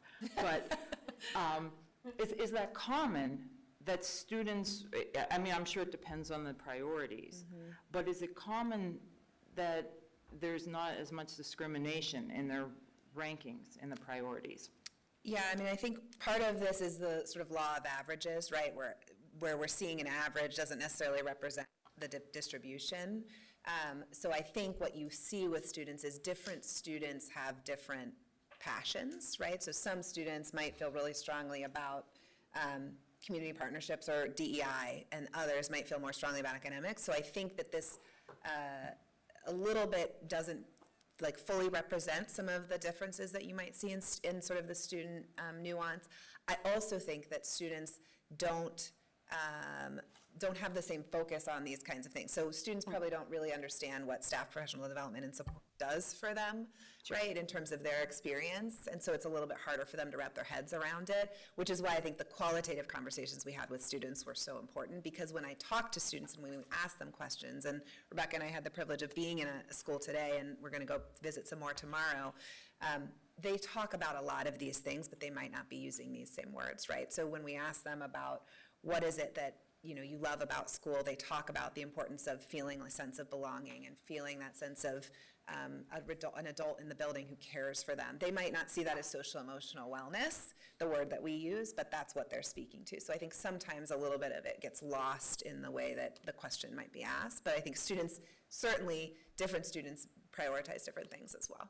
So this ranking here, and you use a 1 through 5, Yep. as opposed to like a 1, 3, 5, 7, so that you get enough. Right. Okay. Yes, yeah, 4, 5 gives you a little bit more variation. Yeah, like, okay.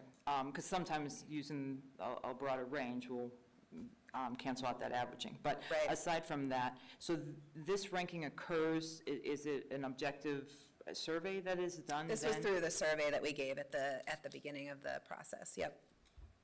Okay, so this was the survey at the beginning, and that was? It was a couple months ago. The survey was open. Rebecca, help me out.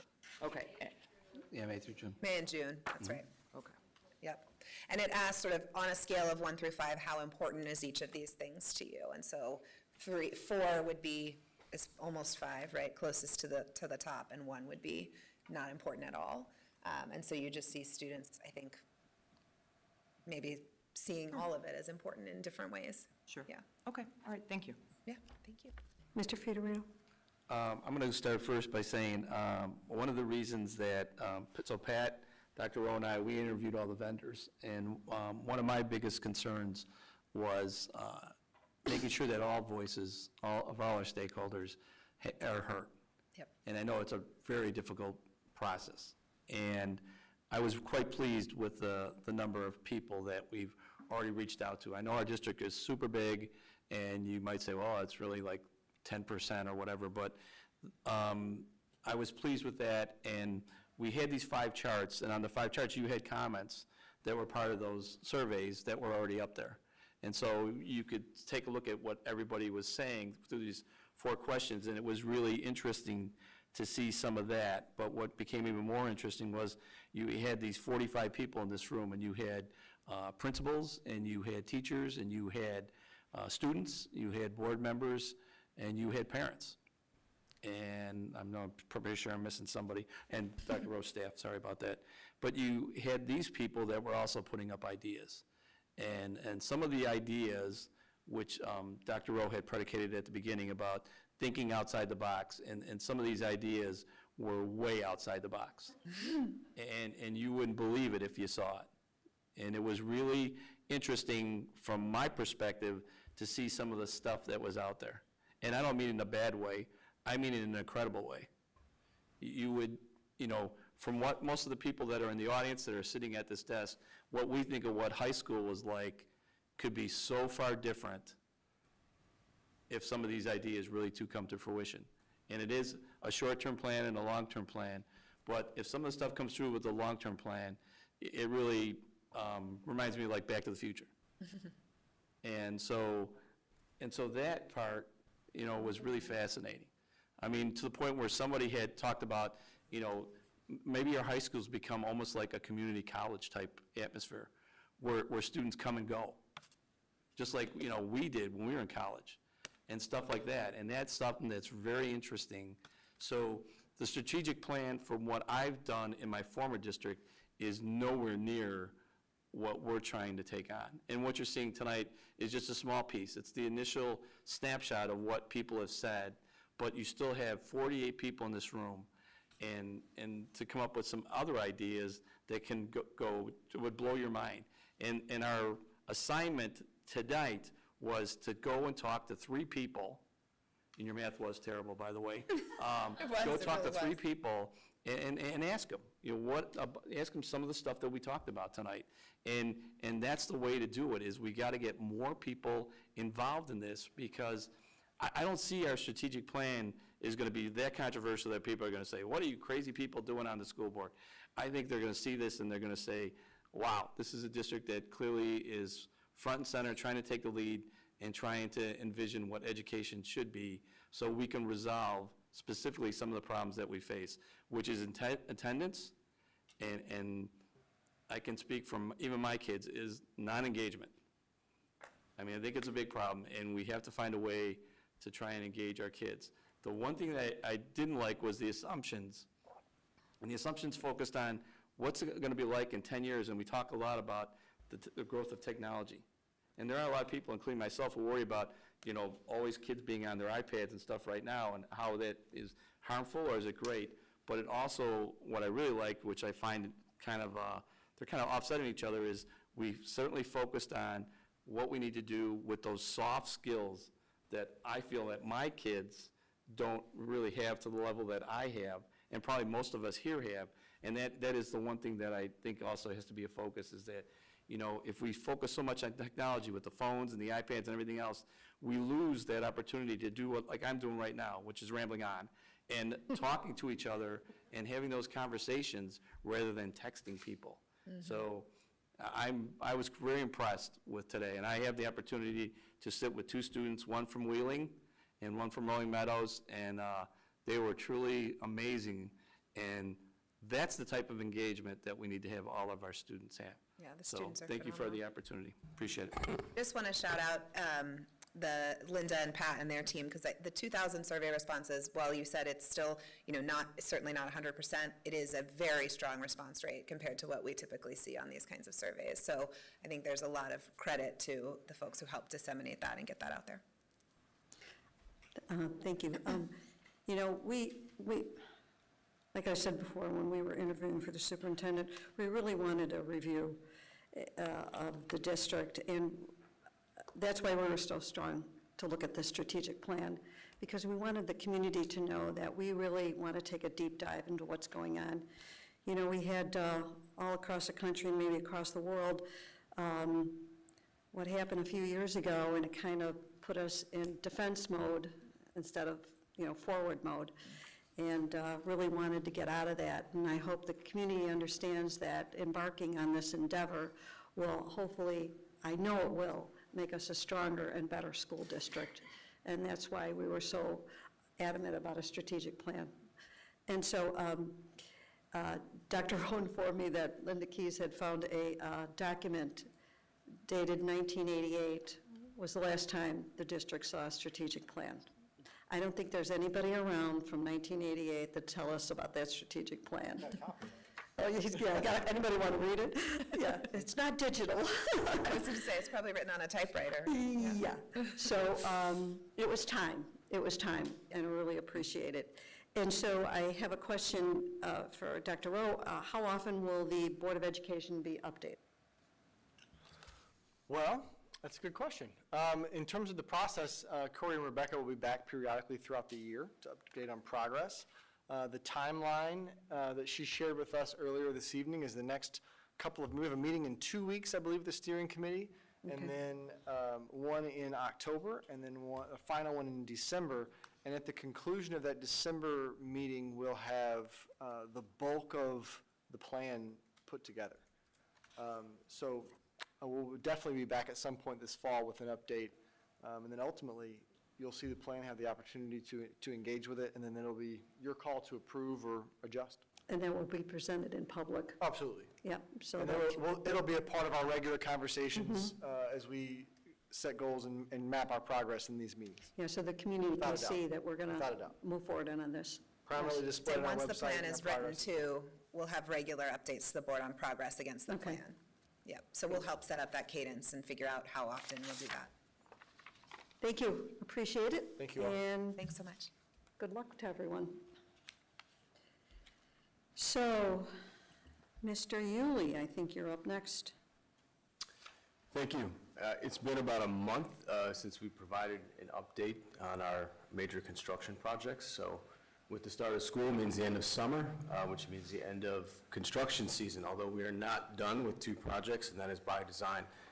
We're going to also take this opportunity to highlight some of our internal projects, which is done by all of our district employees. So we will highlight both project scopes. And I'm going to bring up our Director of Operations, Annetta Mistak, and our Assistant Director of Operations, Mike Browning, to guide us through this presentation. I just want to take a moment to thank Mike and Annetta for their incredible leadership over the operations department. Without question, we would not be in this position without those two. And they haven't even been on the job officially for a year. So this has been one of the smoothest summers that I've experienced, and I think that's a credit to Annetta and Mike, along with our architects, STR and Archon, and our construction manager, Pepper Construction. So I will turn it over to Mike and Annetta, and feel free to jump in with any questions.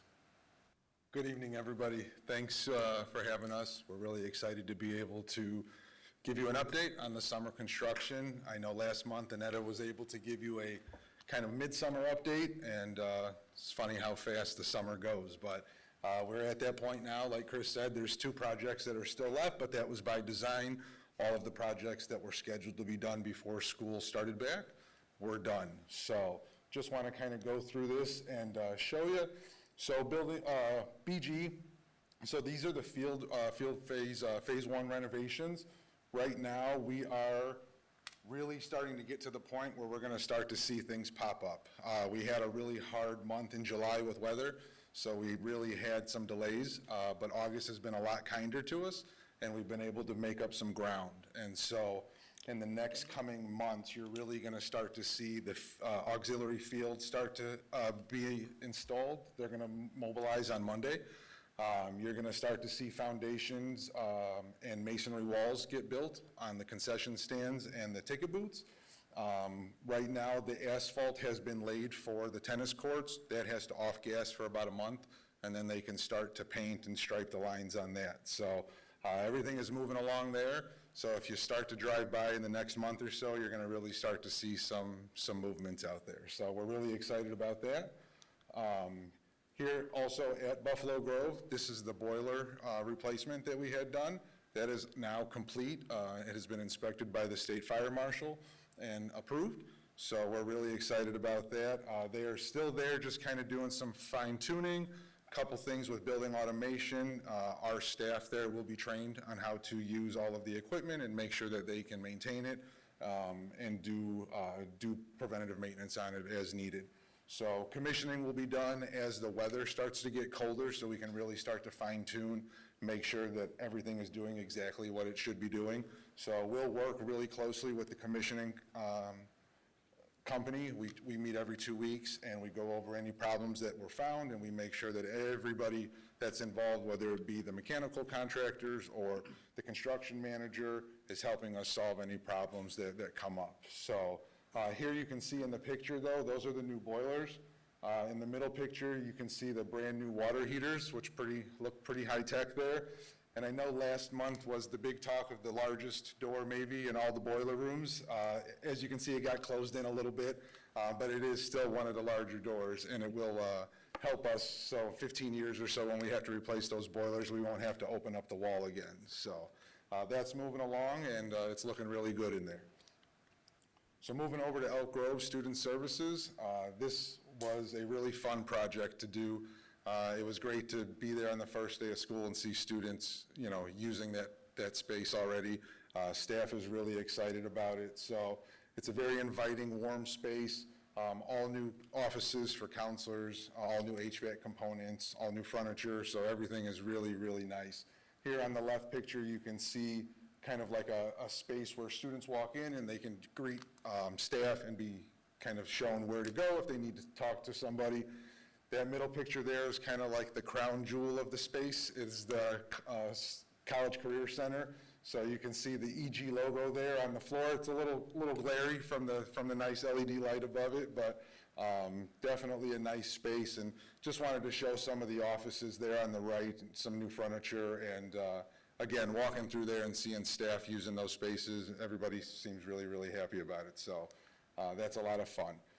Culinary arts also at Elk Grove. That classroom there on the left was open for first day of school. We were able to get ROE occupancy for that room. The lab itself is not supposed to be done for about another month, but Monday they're gonna start putting in kitchen equipment. So all the tile, that picture on the right there was just taken a couple days ago. They will be grouting all the tile the next day or two, and Monday you'll start to see equipment get put in there. So that's really exciting. On the left there, you can't see it now, but there is a wall, and that will be a glass door. So there will be a glass sliding door that connects the student teaching space and then also with the lab space. So it'll be a really nice visual, I think, and be able to go from one space to the next without having to go out of the classroom. So we're really looking forward to that door going in. And I just wanted to highlight in that middle picture there, the soffit that was put above that door. Most of the doors in Elk Grove have transoms, which are just kind of like panels above the doors. They were wood panels, they weren't there for sound or anything like that. And I just thought it was a nice touch to kind of give it more of a modern look and add a soffit there. Really kind of makes it look unique and very nice. So moving over to Prospect, roof replacement went really well. Again, we had some weather setbacks at the beginning, but we were able to catch up and work some off hours to make sure it got done. The picture on the left there, we just wanted to really show that is what the roof was doing every time it rained. And this was during construction, and the crew would spend the whole day pumping the water off and just hoping that it wasn't gonna rain again the next day. And in July, we ran into that a lot. So that middle picture is kind of a finished product with all new exhausts, and it had rained. You can see the sky in the back there, and that roof is no longer holding water at all. So it's draining correctly, it's pitched the correct way. And the picture on the right is just one of the new RTU units and a contractor putting on the final cap sheet before the aluminum coating went on. So, and then last but not least, the Prospect Pool. The Prospect Pool was certainly a interesting project for us. I think that it was really neat to see the entire process of them chipping off all of the old plaster and then rebuilding it back together. We ended up having to replace some extra tile just because it came up from some of the demo, but we were able to get everything up and running and balanced before school started, and students were able to swim in it on the 12th. So that was ultimately our goal, and we were really excited about it. So as far as construction updates, that's kind of where we're at right now. Before I turn it over to Annetta, if you guys have any questions regarding the construction side, I'd be happy to try and answer any questions. Board members? No, I just want to say thank you for the update, keeping us updated through the summer, and the progress that you've made. I mean, the students have to absolutely be appreciative, as well as the staff, because this just provides so much opportunity. I mean, when you have infrastructure, that's obviously the first foundation, cliche there, but thank you. Thank you. Thank you. Board members? I was at an event last night.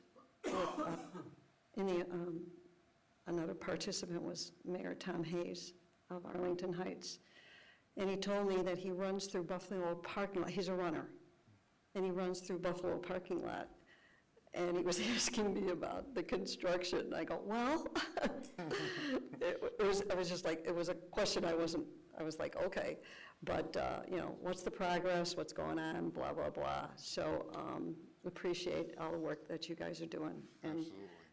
Glad the pool is open for the kids, yes. Us too.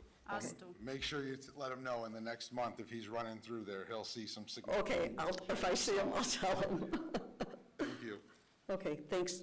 And now Annetta will give you a building update. Good evening. I have a pleasure today to present a little bit of overview what we did with our CMA members as well as with outside contractors. Everything what I will present tonight is combination of the building supervision with outsourcing a little bit. Besides of regular deep cleaning on all of our schools, as well as preventive maintenance and keeping the grounds well maintained, the building ground supervisors with our 20 fund budget, we were able to accomplish a couple of very interesting projects, and I would like to highlight them. The first one that I would like to present is the refinishing the whole entire floors, gym floors on 3 schools. Elk Grove, Heresy, and Winning, those schools, beside of refinishing, they also have new lines as well as painted logo. Looks nice. As well, moving forward, the parking lots, those three schools, Hersey, Rolling Meadows, and Prospects, they did full restriping and paving. It's refreshing the parking lots. The other schools did painting only the parking spaces as well as the curbs. Those three schools, they did whole entire parkings. And then moving to very exciting projects that we start last year and we continuing through the summer as well as we will be continuing through the school year. We were able to replace 976 LED lights. And all of those lights, that's the progress. We create the team, central maintenance team, as well as 2 additional CMA members. And electricians, they were leading this team through the schools, replacing the lights. I also add the 1 additional charging station at Prospect High Schools. Last year, I was able to accomplish all of the schools, but because of the funds and infrastructure, this year Prospect has additional 1. Moving forward through the schools, like I mentioned, besides of regular cleaning and preventive maintenance, Rolling Meadows with internal projects, we were able to paint 12 classrooms, as well as student hallway and 18 counselor offices. In a community room, they put a brand new flooring over there, LVT, as well as paint. In world language and social science wings, we removed 8 Hazelman walls. Those are very old walls. I think they are original with the building when they don't keep any sounds moving through them. That our central team with the building team, they took those walls and they put the drywall and fresh paint over there. In a first floor hallway, we did a full abatement of the flooring and replacement, and we removed the old lockers to putting very nice flooring over there, paint, and we put some additional sitting spaces. Now the students, they can use and utilize that space during the day. It's so silly, but I'm so excited about that. Removed lockers and added spots for kids to sit and work and collaborate with one another. If you walk through Rolling Meadows main hallway, you'll be blown away. It's fantastic. Yeah. Thank you. The next summer we will be continuing. We will. We got lots more to do. We link internal projects in a cafeteria. That was the last cafeteria from the school, from our schools that have old ceiling. Our central team replaced the ceiling over there, as well as we upgrade LED lights. In rooms 103, 105, and 190, we paint everything. We put new flooring, as well as room 190, that the part of the CTE area, they also bought the new furniture. In 256M, that's the office. They put new floor, new paints, and the lights, and that's a multi-purpose office that the different members with the students, they can use. In Prospect, in a special education office, we created a little bit more space for them. We used some furniture from the building 2123. The school painted and put new lights over there. In the ARC room, we removed the old razors over there. This way, the room opened to make a more space and be more friendly user for the students and the teachers. They put new flooring and painted. In a pool locker, since we did the pool, we have enough time to do some little bit upgrade of the lockers. We did deep cleaning as well. We repaint them to make look them fresh. In a courtyard, I have to say that from all of the school district, we have everywhere beautiful courtyards, but that one especially, it's really worth it to visit. Recently, the school make a lot of efforts to beautify the landscaping over there. Every season, they have different type of the landscaping, as well as they power wash whole entire side of the walls over there. In a fitness center, they painted and refreshed the space a little bit. Moving forward, Elk Grove, besides of the big construction and the cleaning over there, the school was able to paint and remove the, before in a fitness center, which is on a picture, we have suspended regular ceiling. They opened that space, clean up very nicely, painted, put new LED lights. In a cafeteria and foyer, main foyer, they replace LED lights. In the main bleachers, besides of refinishing, putting new logo, the school refinished all of the deck on the bleachers and repainted. In the second floor, it's the middle hallway between the wings, academics wings. The school started refreshing the lockers. On Elk Grove, when we walk through the hallways, it's like 4 different colors of the lockers. School is doing very nice work to be consistent and blend a little bit with the Elk Grove color. In a forest view, I had the pleasure with Mike and with Central team be a part of the projects. We were able to, in a commons area, replace all of the lights over there, as well as paint the ceiling. We spent the time and effort also for a forest brew to make that place a little bit more friendly for our kids working over there and also for all of the staff visiting. We have a brand new flooring, brand new lights, and we painted everything. Our grounds crew was able to paint all of the curbs as well as the parking spaces. Through the building around, we were able to beautify landscaping, add mulching, as well as replacing all of the railings that they were needed because some of them were damaged. Moving to the Hersey, in Hersey, the school did painted all of the exterior doors and frames. Also, they are on a continuation to beautifying and modernize the bathrooms. We were able to accomplish 2 additional bathrooms. We did new floor lights as well as partition. That's an ongoing project. I'm hoping to have 2 more bathrooms in a winter break.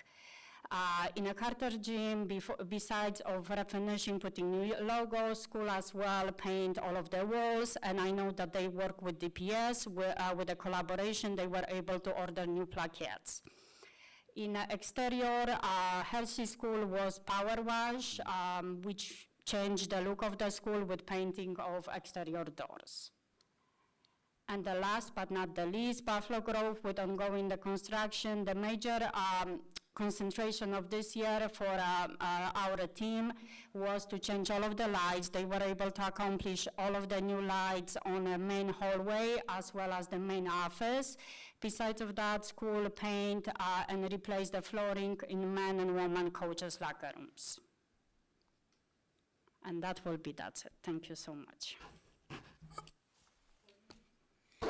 Board members, any questions? Hey, I don't have a question, but Dr. McFall, I try to be impartial here, but that gym floor looks so sweet. I mean, and just looking at that picture, it was like, to me, it's like college basketball. And that gym looks awesome, and I can't wait till you got the first boys or girls basketball game, and that place is packed, and that gym will just look outstanding. I had the opportunity to attend the Wildstang opening for the picnic there, and I know Wildstang is now here.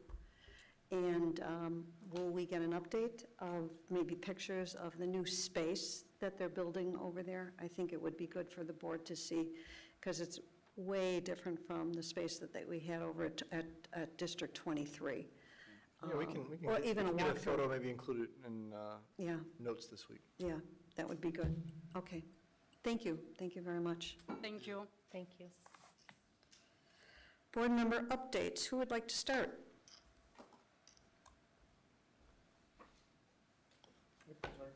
You could, Mr. Heineman. I missed opening day, but I was at an Ed Red meeting in Schaumburg. Oh, that's right. That was extremely worthwhile. It was one of the best Ed Red meetings I've ever been. Is his mic on?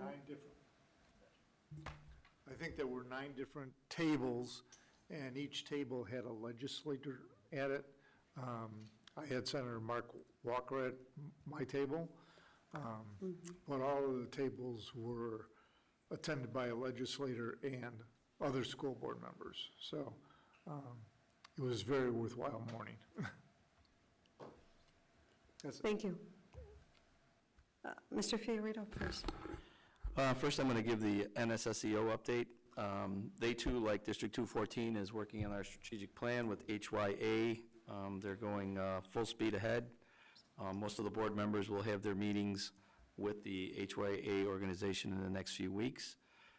They talked about the transition program, which is really District 211 and 214, and they showed that the percentage of students, or I should say young adults, that are part of the program from our two districts is 10% over the national average, which is phenomenal. The one concern that was raised in SSCO, which I know a lot of schools probably are facing, but they have a lot of vacancies, a lot. And that is a tremendous concern, but I know that the leadership is working as best they can to try and fill those empty positions. Two more things. So I attended the Hershey PTC meeting. I will be doing the same thing I did last year, trying to get to as many schools as possible that are not involving my own children. It was a great meeting. It was great to see so many people there talking about, this upcoming year and the excitement they had.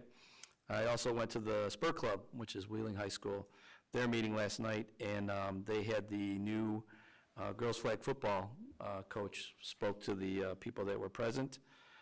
Just want to let my fellow board members know that they have a game next Tuesday night against BG. And from what I heard, the BG and Wheeling, they both shared the summer camp when the Bears came out and helped out the teams with this new program. And from what the Wheeling coach said last night was that with all the Buffalo Grove players there, that she's got to redo her playbook because she doesn't want to know the Buffalo Grove girls and know what they're going to plan on doing. And right now on FanDuel, it looks like Wheeling is a 2.5-point favorite. So the game's at 6 o'clock. Please be present. They only last 45 minutes. And I think it'd be a lot of fun to go out there and support our ladies. Thank you. Thank you. Mr. Walker? Have a couple announcements. There's a activity at North Park School this Sunday to support the D214 art students. They'll be selling their artwork to raise money for the 214 Art Scholarship Fund. The event runs from 10 to 5 at North School Park in Arlington Heights. You can find out more at D214 Art Department tent near Arlington Heights Road when you get to the school. Also, the Specialized Schools Community Resource Fair is coming up on September 10th here at Forest View. We're looking for the community agencies to come join us to outline their services.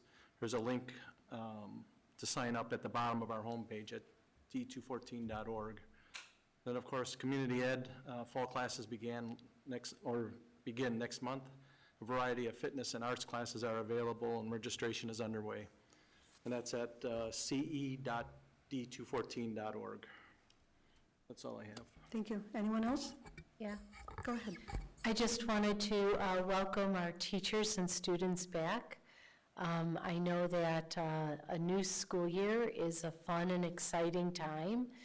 The end of summer is always just a little sad, right? Because as we all leave the fun of summer behind, but I hope our students really dive in this year, try something new, something out of their comfort zone, and that our teachers have a joyful time engaging with and teaching our students. As far as the community education classes, I can recommend the dance classes and maybe partaking of those salsa lessons. So possible pickleball coming my way. Thank you. No more ballroom dancing, huh? Are you done? I didn't see it offered. I don't know if Sherry's taking the fall off. Yeah, but you know. Okay, remember, Laos has the video, so you better watch it. I have a couple of updates. Just a wonderful opening day with Dr. Daggett. His focus was on AI, but he had some other interesting points about what we don't grade the students on, and really food for thought. And I love that you did your PowerPoint today, as you did as opening day. I want to thank Brad Hubbard for allowing me to go to his opening day festivities at Wheeling, and thank Dr. Kelly Elgrove for letting me greet the students on the first day of school. And Kate Kraft and I did a self-tour of new student services and the renovation. It's really great. And congrats to Prospect High School alum and now Olympian Erin Reese, who took 14th place at the Paris Olympics. Good for her. And also went on a tour, self-tour of the athletic field renovation up at Buffalo Grove. And lastly, you don't have to be a golfer. The foundation fundraiser at Top Golf is happening soon. Silent auction items include a foursome with carts at Itasca Country Club, a foursome with carts at Bowling Green Country Club, 4 Bears tickets to the Bears versus Lions game on December 22nd. Yeah, got your parkers ready. Yeah, no kidding. And as well as other general raffle items. I hope to see everyone on September 5th at Top Golf in Schaumburg. The last time I checked, I think they said they had about 170 registrations. Any update on the number? Okay. And lastly, the North Cook Division meeting is fast approaching on September 30th. We're going to be at a school, and we will have legislators there for a legislative discussion. Don't think it'll be a panel. I think we're going to have legislators at each of the tables. Thank you, board members. We move on to the consent agenda. Is there anyone that wishes to remove an item from the consent agenda? Hearing none, can I have a motion and a second to approve the consent agenda? So moved. Second. There's been a motion and a second. Please call the roll. Palmer? Aye. Fiorito? Yes. Heineman? Aye. Rauch? Aye. Walker? Yes. Kreutzer? Aye. Motion carries 6-0. So we have some action items here. 1211, disposal of minutes. Can I have a motion and a second, please? So moved. Second? Motion and a second. Please call the roll. Walker? Yes. Palmer? Aye. Fiorito? Yes. Heineman? Aye. Rauch? Aye. And Kreutzer? Aye. Motion carries 6-0. Thank you. We are now to 1221, approval of accounts payable. Can I have a motion and a second? So moved. Second. Motion and a second. Any discussion? Please call the roll. Palmer? Aye. Fiorito? Yes. Heineman? Aye. Rauch? Aye. Walker? Yes. And Kreutzer? Aye. Motion carries 6-0. We come to 1222, approval of the 24-25 budget. Can I have a motion and a second, please? So moved. Second. Motion and a second. Board members, questions for Mr. Keeley? I got a few. So, Mr. Keeley, you mentioned that registration fees, that some of them were received in the last year's timeframe, and therefore counted towards that. Some came after our cutoff on the budget date. But we're anticipating, and does the budget contain anticipated fees that'll span over the end of this year and next year? Correct. Essentially, it lines up so we get a year's worth of fees each year. Okay. Just half of it, it's like the tax levy, half of it's in this Right, year, we- half's in next year. We get it sort of in pieces. That's what I assumed. I just wanted to ask the question. I saw that we were expecting 1.7 million of, Surplus. if you would, surplus over 353-ish million. And if my math is right, it's like close to 0.5%. Is that somewhere in there? Seems about fair. Tightly budgeted, right? Even though 1.7 million is a nice number, we're fairly tightly budgeted. And so I guess my question is, in our line items, you spoke today about looking at, well, this is what we actually spent, so it's an increase over last year, but we're really trying to get a better, more realistic picture. I guess my question is with that tightly budgeted, you feel, though, that these are all realistic estimations of where we're going to be on our budget? I think you raise a good point when you start doing the math. $1.7 million is a large amount of money. It's but a giant sum to me. certainly, right? And so, even when we look at the tax levy, moving that by 2.2 million to recognize funds that were collected prior to 6/30, that's no longer in the final budget. So what we do is we look line by line at the entire budget, and we say, okay, well, what's the request? Some of them come from a request from the budget manager, from folks in the building, but also what does that look like against last year's spend? All right, so then we go and we analytically look through it, and we say, all right, well, which ones are the furthest off? Which was the most over budget, under budget, et cetera? Let's try and make sense of this. And then the next test that we put through is, let's look at 5 years worth of data. What's the trend there? And so, it really is, there's a lot of science to it, but there's a lot of variables that go into the budget that change throughout the year. Here we are, we get the advantage of, approving it in August, right? We're a month and a half into the budget, so it should be easy. You don't have that much of the budget year left, but there are just so many variables. And so again, it's a matter of looking at the trend and just making sure the high level, the big numbers are making sense, but not such a tight budget that there isn't room for the reality. I think one of the things we talk about with our strategic planning is being nimble and being able to meet needs as they change. We try our darndest to make sure we know what's going to happen in the year, but that's not to say in the middle of the year we don't have something that comes up where we say, well, we really need to commit to this. And so there is then room to move things around. If I could add, one of the adjustments that Mr. Keeley has made, and as our team discussed how we wanted to approach budgeting, instead of allocating, this is how much you had last year as a department, or this is how much you get as a school, we tried to take and start the change process to go to more of a zero-based approach of, this is what you spent last year, these are what you spent things on, now let's shift our thinking of where are our needs and what are you anticipating for this year, and determine if the dollars meet your needs, or maybe does it need to adjust? And just, it's really about changing the mindset of just because you had this much last year doesn't mean you have to spend everything you have if you don't need it. So that way we can be as flexible and shift it. So it's as tight, looks as tight as it is, but we believe it will be more accurate based on our needs. Therefore, we'll be able to adhere to the budget we set more closely throughout the year.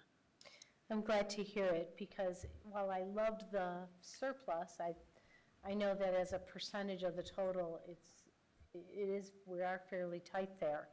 So Dr. Rowe, my next question about the budget is actually towards you. And I think I know the answer to this, but just for the benefit of our stakeholders or people tuning in, we pay tuition out in the district. And it's wait a second, we're paying tuition?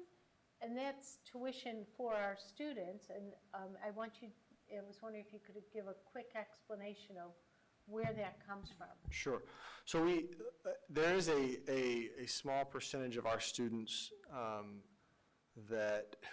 whose needs are beyond what our capabilities are to serve, and so typically special education students, and so we place them and partner with an outside, a therapeutic day school or a school that's designed to meet their specific learning needs, and they're private schools. So we pay for that. The IDEA grant, which is the Individuals with Disability Education Act, this federal special education funds reimbursed to pay for those things. However, our outplaced tuition dollars are exceeding what our allocation is from the federal government in terms of special education. So it's actually an area of focus, and Ms. Kendrick and I have been talking about that, and she and her team have been thinking of how are we determining the need, but also there are some things that we talk about systems, building internally to try and beef up what our offerings are here, not only to keep our students with us, but then also it offsets some of that cost of if we can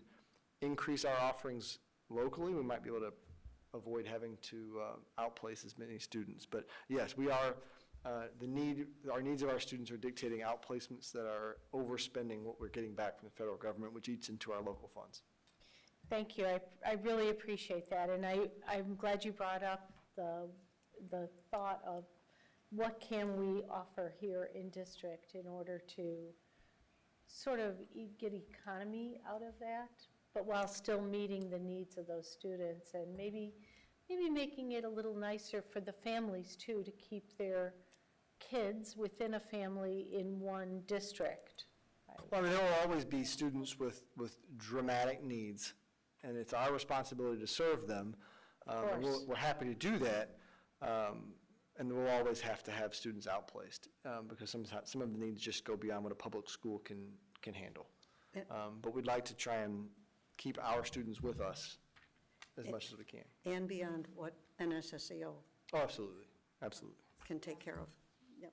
So, and then we are pulling money from our non-operating funds or fund balance and to bring it over for capital projects. And I just want to make sure that everyone understands that's sort of where we've sucked away some money over time for things that we anticipate we'll need, and that's why we're bringing it back in now, correct? That's absolutely correct, yes. As we continue to work towards a long-range capital plan, I think the number that we've talked about is in excess of $30 million a year that we need to invest in our facilities. And that's significantly higher than we've done in the last decade on a consistent basis. So I know that we've spoken at the cabinet level about how do we find operational efficiencies so that we can build up room for that, because yes, we do have some fund balance that we can tap into, but it's not unlimited. And so finding ways to increase that surplus on operational standpoint, obviously without diminishing the product that we're delivering in the classroom, is going to be critical to that in the future. And so an example of that is using our grounds crew to help paint parking lots as opposed to sending that work out or having an outside contract to come do that, correct? Absolutely. Everything that Annetta went over tonight, that's us leveraging our in-house CMA staff to do those things. A lot of our feeders probably farm that out to third parties.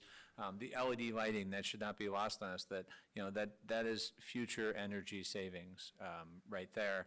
And there's a lot of grant money that we seek and use to offset some of that. So, every little bit counts. Again, back to your original analogy of what percent, 1.7 million is on our budget. The LED lights, we're talking tens of thousands of dollars, but all of it adds up. Thank you very much. Ms. Palmer, to your point, just to accentuate what Mr. Keeley just mentioned of our commitment of 30 million a year as our goal of our local funds toward these capital projects, that's why our budget's going to feel as tight as it is. We haven't committed that level of dollars, but we have to.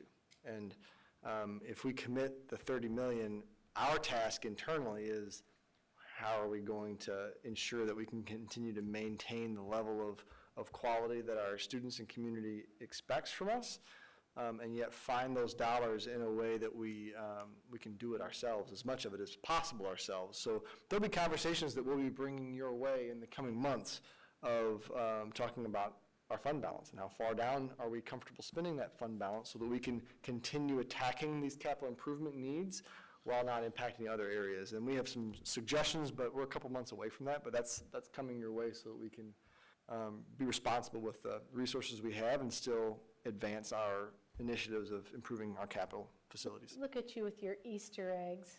It's just like so modern. Everything? Board members? No? Okay.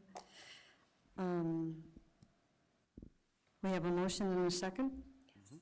Call the roll. Palmer. Aye. Rauch. Aye. Fiorito. Yes. Heineman. Aye. Walker. Yes. And Kreutzer. Aye. Motion carries 6-0. Thank you.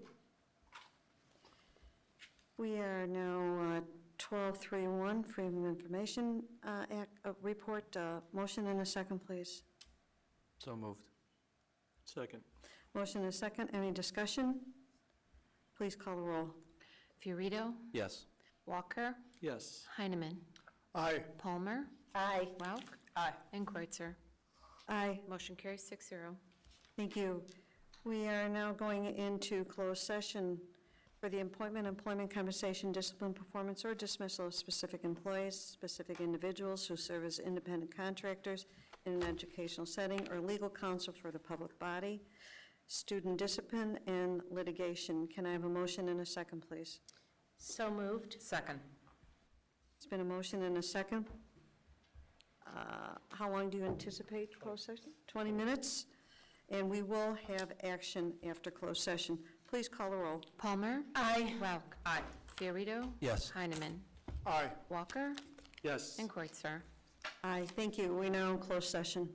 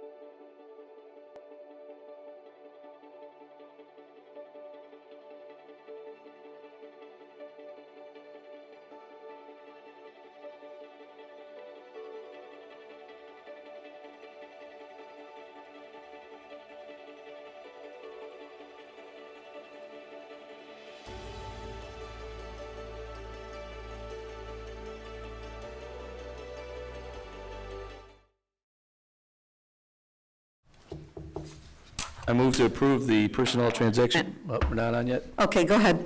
Okay. Approval of the personnel transaction report, I make a move to pass it on August 22nd, 2024. Second. There's been a motion and a second. Please call the roll. Fiorito? Yes. Heineman? Aye. Palmer? Aye. Welk? Aye. Walker? Yes. Kreutzer? Aye. Motion carries 6-0. Thank you. Motion to adjourn, please. So Job moved. description. I move, Go ahead. Sorry, go ahead. I move for the approval of modified job description. Second. Oh, Please call the roll. Welk? Aye. Heineman? Aye. Fiorito? Yes. Palmer? Thank you. Aye. Walker? And Kreutzer? Yes. Aye. I make a motion to approve the leave of absence on August 22nd, 2024. Second? Please call the roll. Fiorito? Yes. Heineman? Aye. Palmer? Aye. Welk? Aye. Walker? Yes. And Kreutzer? Aye. Okay, motion to adjourn, thank you. So moved. Second. Call the roll. Fiorito? Yes. Palmer? Aye. Heineman? Aye. Welk? Aye. Walker? Yes. And Kreutzer? Aye, thank you. 9:25. Everybody have a great Labor Day.